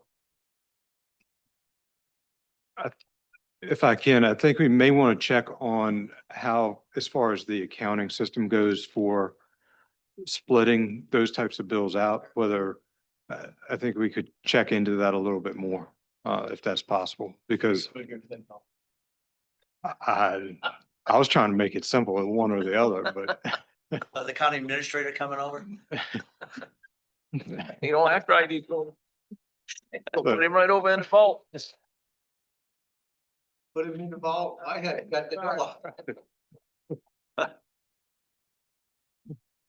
That's good.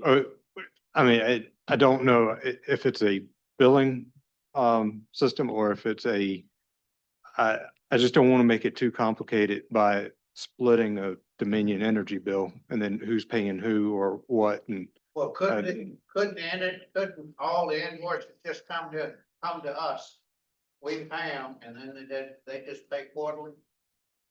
We'll check into it a little bit more Something before a like that. decision is made. Yes, sir. And that way that would simplify that. They wouldn't have to be worried about paying a portion of an electric bill or whatever. You're just gonna pay X amount of dollars a quarter.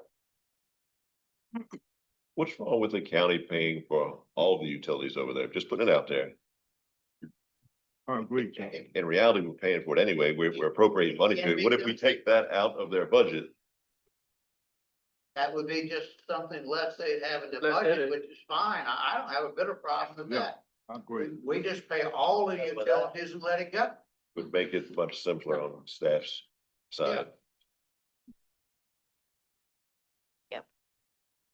Works for me. For me too. Me too. Right. All right, let's see if we'll get some agreement drawn up real quick. There. And we need to meet with Dr. Leslie.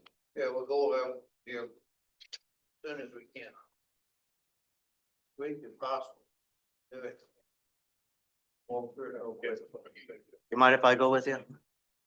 Want you to go. Anyone else? And you can bring lunch. I'll be submitting that bill to the county administrator. Software. Soft crab sandwiches. I know where you can get some.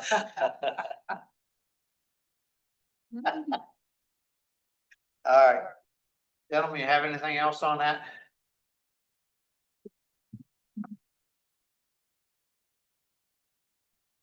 All right. What about the parking? That be set up for both?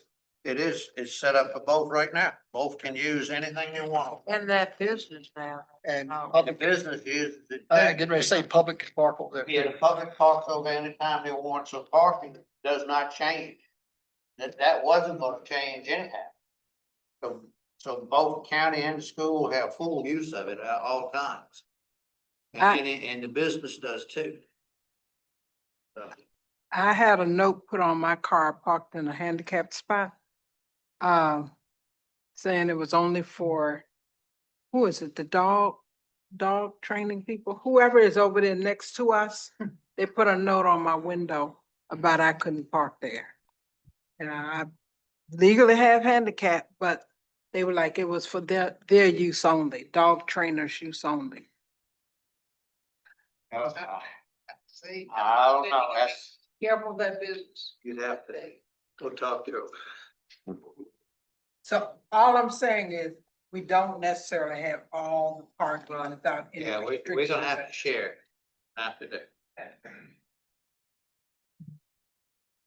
All right, any other questions for the school board while they're here? If not, Ms. Christopher, we basically done all the items. You're welcome to stay here for the fuel bid. Do I hear a motion that we adjourn? So moved. Do I hear a Second. Vote? Aye. All right, See you next time. Thank you, everyone. all right. Thank you all for coming today.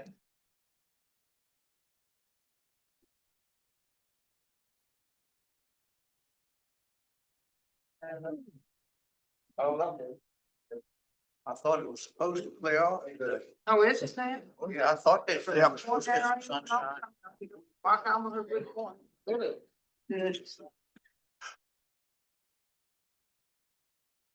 Tell you what, that was good. Damn, tastes like steak. Mr. Long, have you broke out the nabs? And I did, it was good. All right. All right. Tadlock, guess you got your county administrator items. Yes, sir. I have several items before we jump into the budget. First item is the fuel bid.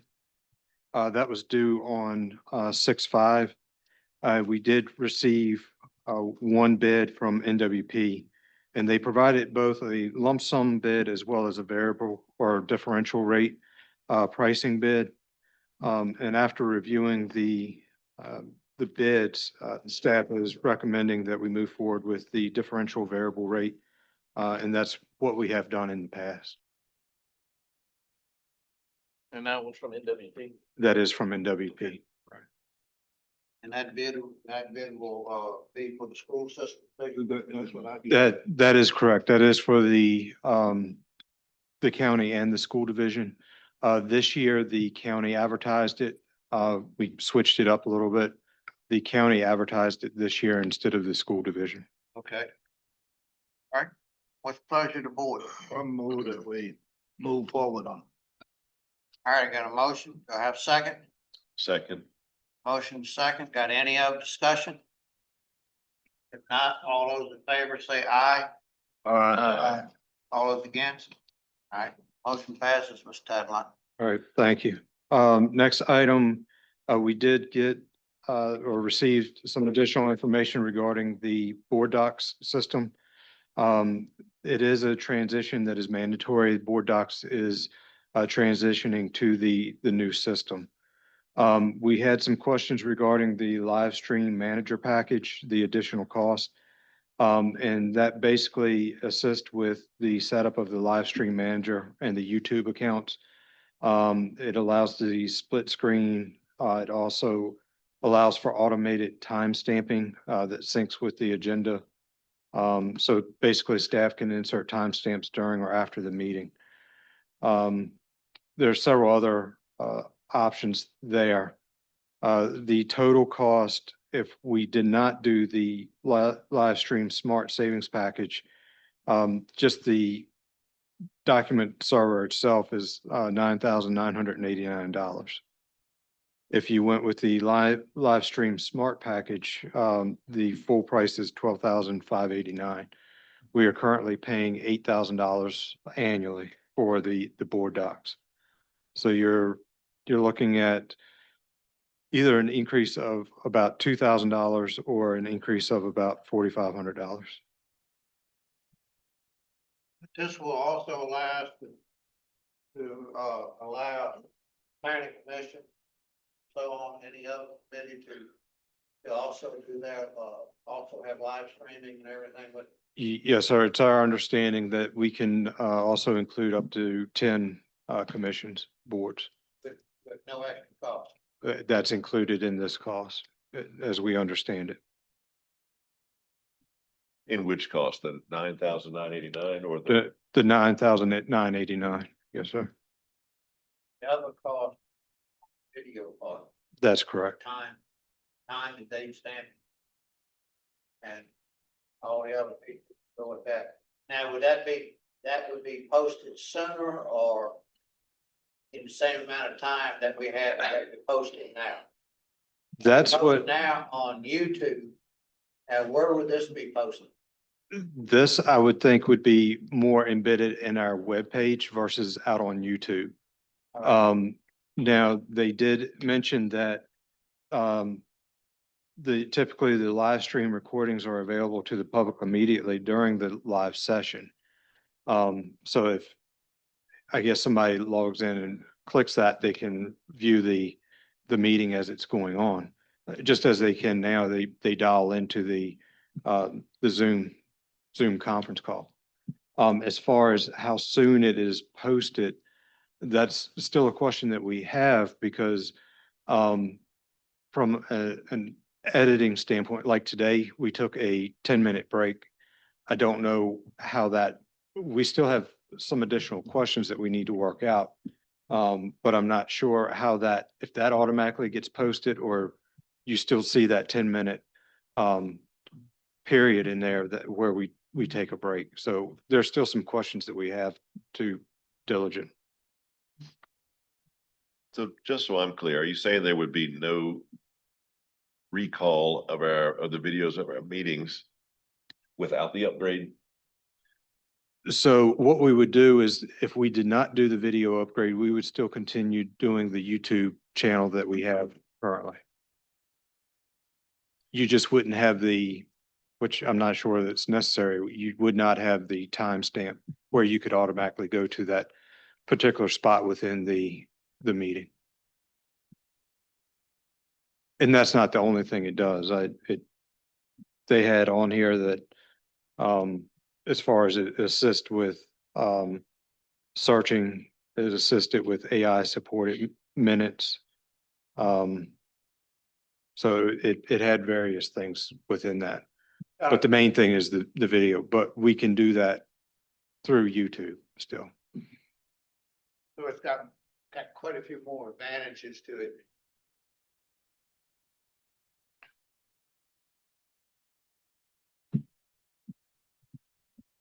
How much of a burden is it to county staff to upload the videos to YouTube? I mean, we're doing that now. Just depends on the timing of the meeting. And staff, if they are there the next day, I say it's on a Thursday, if they are off that Friday, it may not get posted till Monday. Now, if the meeting is earlier in the week, then typically it can be posted the next day. Is how they had that turnaround. So if we leave it the way it is, it's gonna go up about $2,000. If we switch over to the video, it's gonna go up about $5,000 Yeah, and from last year. right, yes, sir. And what we can do, we can try the lower package and make sure everything's running okay. If it doesn't, then we can look at the higher one, including the video. How long are we locked into these prices?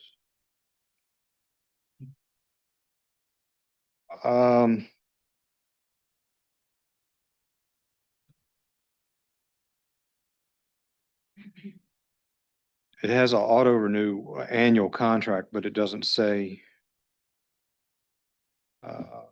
I'm looking.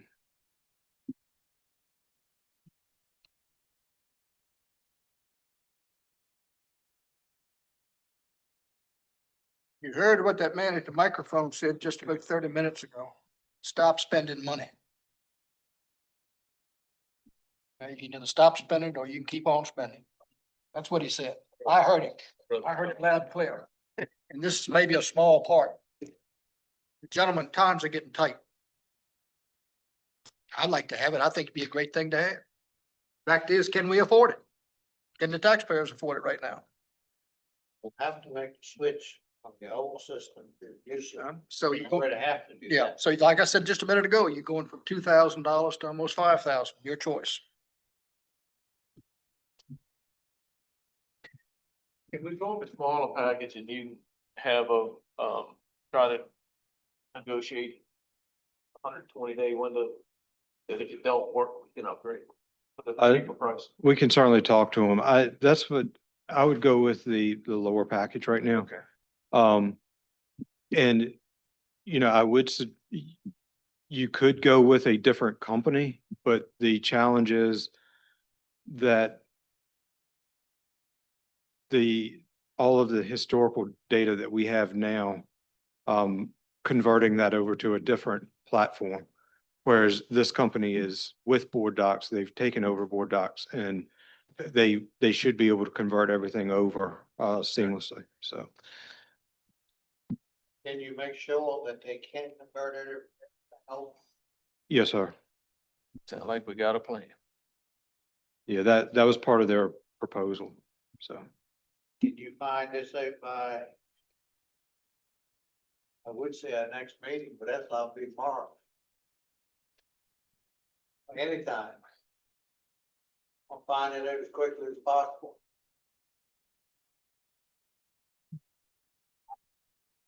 Yes, sir. Any other discussion on that?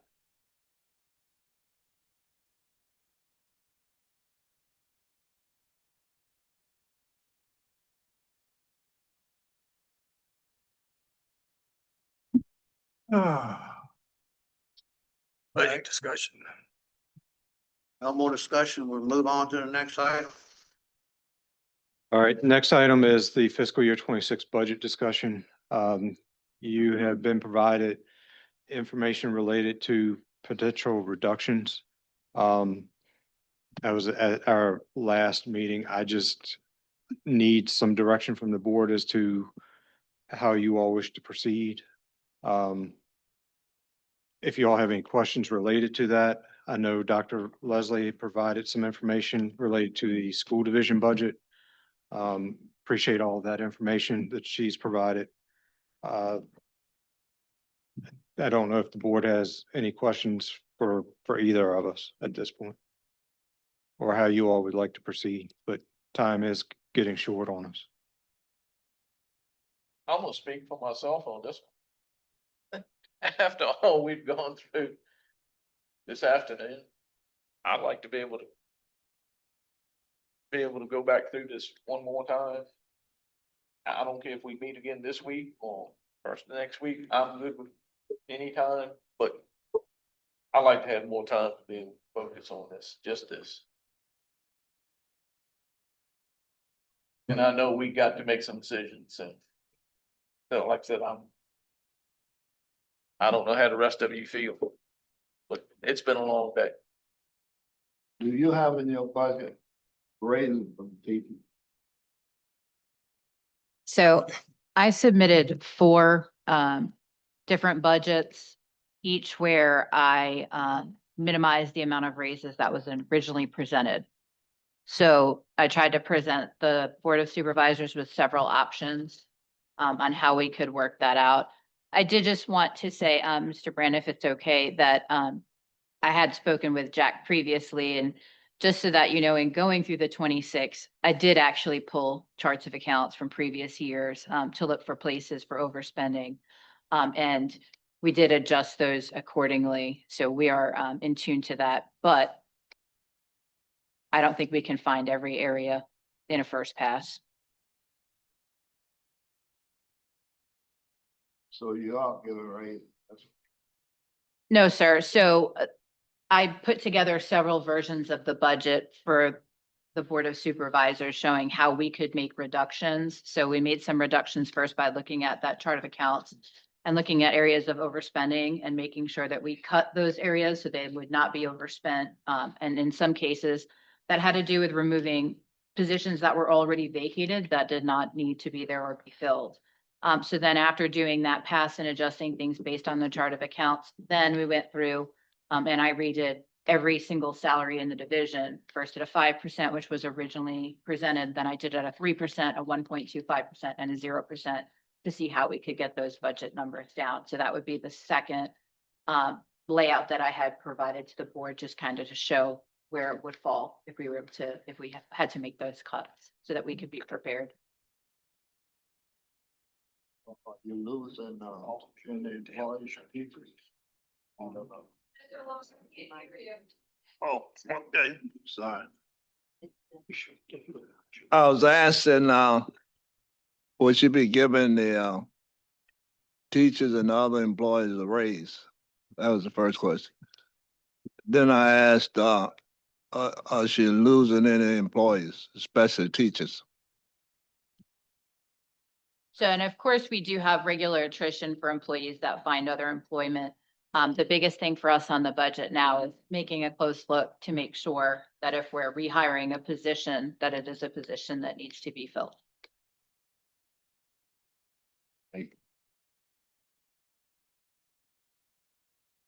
That's all I have.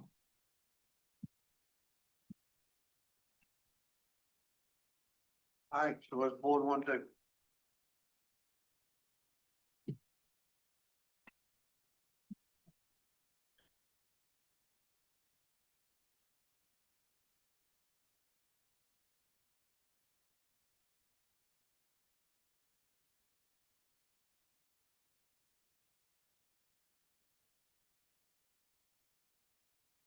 What are you looking for us to do? You looking for us to take action on?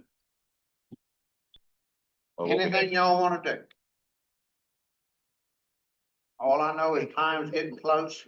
Today's the 17th. We got to have a budget by June the 30th, and I'd rather have it All right. by the 27th at the very latest. About 20. Right, Mr. Tadlock? Or So, would you like to have it on the 26th? well, the 17th would be even better, but, He said 17th. All right, so you heard the thing. but, Well, All right, but no, what I'm looking for is, the staff had identified some areas. We met with departments and identified those areas where reductions can be made. The current budget that we went over, of course, does not have any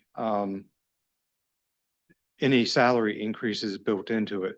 And as identified with the 8-cent real estate tax increase, we are budgeted, again, this is just estimated, that we would be to the positive of about $203,000. So I know the board was talking about some other options as far as salaries, but once you start playing with those numbers, looking at potential salary increases, you're starting to dip back into the undesignated fund balance. Unless there are some other areas in which you want to cut. Can, didn't the Davenport and Company say you don't dip into that fund balance anymore? And it's about time that we listen. It's been too much taken over that fund balance now for things with the school overspent by what, 1.3? Other additional costs we've had, additional costs last year from. We can't afford to keep dipping into that fund balance.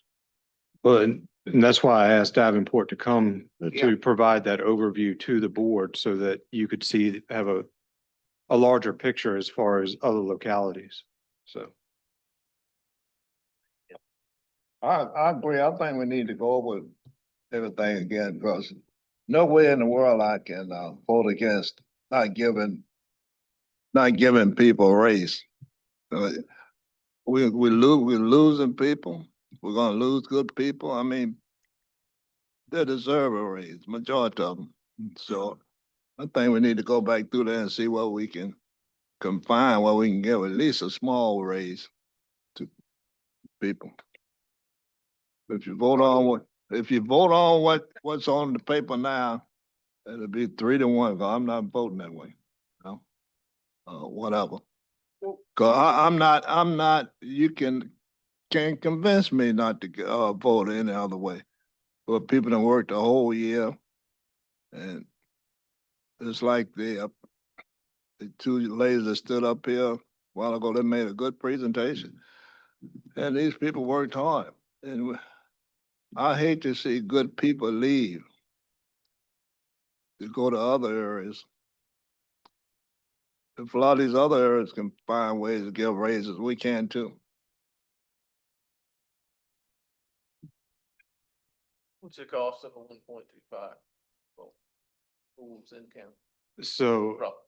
I know as far as a 1.25, we went back and recalculated. For the county side, it's about $104,000, $105,000. How much? About $105,000. That's just for the county. Now, if you include the school and the county back into that, you would be dipping into, I'm not dipping. I wanna know. No, how I'm the not total dipping. is for the two. I'm not worried about it. I would have to get with Dr. Leslie to see what the total amount. So we did the estimate over, the number I'm going to give you is over what we asked for last year. If we gave a 1.25, we'd be asking for 216,599 over what we asked you for last year. So 1.25 costs 216,000 or 217,000 rounded up. Right. If we were, that would be if we had made the other cuts, those are a given. And then we said, okay, if we made the cuts and asked for a 1.25 for our employees, how much more over last year would we be asking? About 217,000. That would benefit. Is that just the dollar? Ours, 105? the 105 for us includes benefits. I would imagine that would include. I couldn't hear you, sir. I'm sorry. Include benefits, county. That, for the school system, that would include everything. That's why I worked every budget. So at a 0 salary increase, we'd be asking you for less 298,000 over last year. So What we that's- asked the county for. And when I say all county departments, that's social services, sheriff's office. Everybody.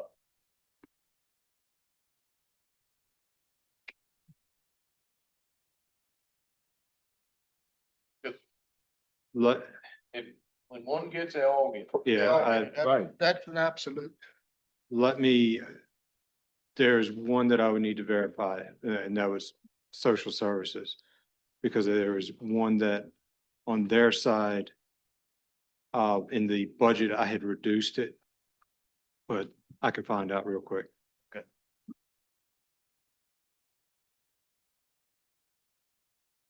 When do we start getting tax money back in? Beginning of November, October timeframe. beginning of October? Well, we upped the tax due date from December to November. So we start receiving those funds a little bit earlier in October. So it is a possibility we could do like we've done in the past, back in October, November.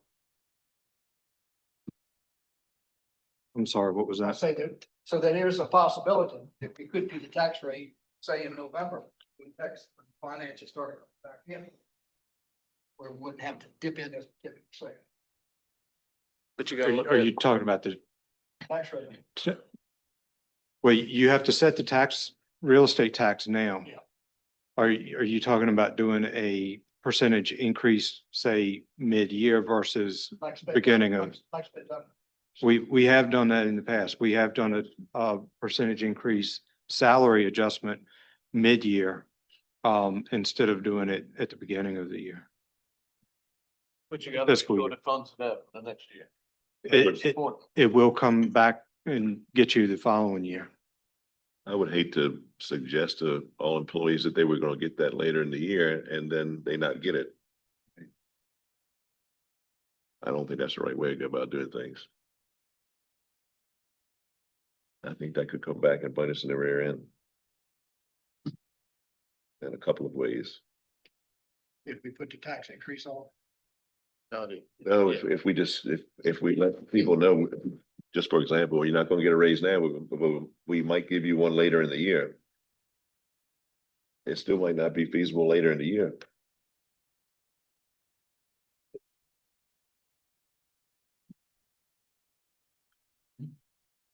No, we would need to get social services. But I can follow up on that one.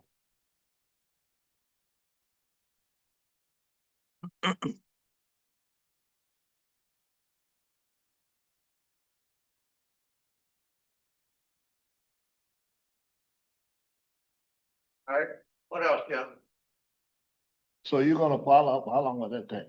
Will be another day or? I Um, can't hear you, Mr. Long. I'm contacting her now, Mr. Law. It's contacting the social service now.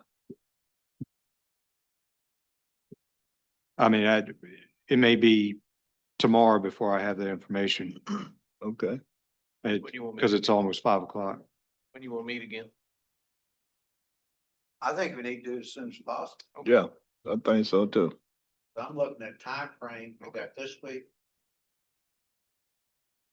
Days are messed up. Got tomorrow, we got tomorrow, Friday. So what day you want? Yeah, I'm good tomorrow. Good tomorrow. okay, good. Same Looks time, like a good day. What time? same time, huh? We do it later in the day. Yeah, let's do it later. Good late. Right. Good We early. did 4:30. Yeah, 4:30. 4:30, good. Okay, Meet tomorrow at 4:30. right. Think that'll be good enough for you, Mr. Tadlock? Get everything you need? We can certainly work on it. Yes, sir.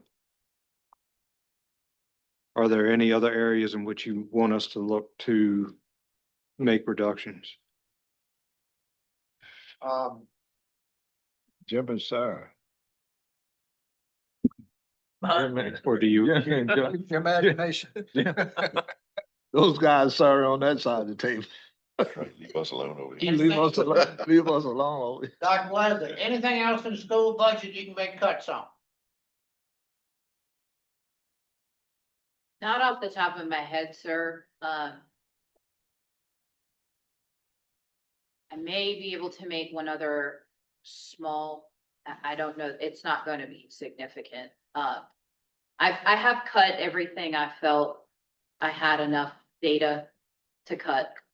And where I could pull positions back and not rehire them to not get into a financial turmoil. There is a lot of previous issues in the books. So I don't know that I could confidently make another big cut based on what I've gone through, and I've gone through a lot of it. All of, everything that I could and everything that was clear enough.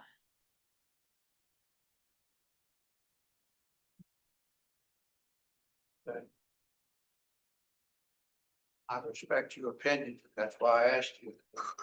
I know you're gonna try to give me a truthful answer. That's all I ask.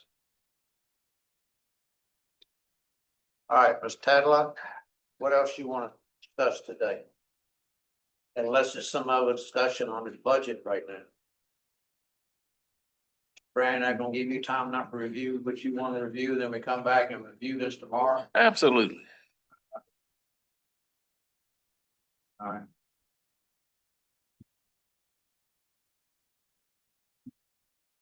Board members, got anything else? If not, I'll entertain a motion to carry over till the June 17th, 2025 at 4:30 p.m. 18th. 18. 18th, 18. I'm sorry, 18th. Motion to carry over. All right, Second. motion second, all those in favor say aye. Ah. Aye.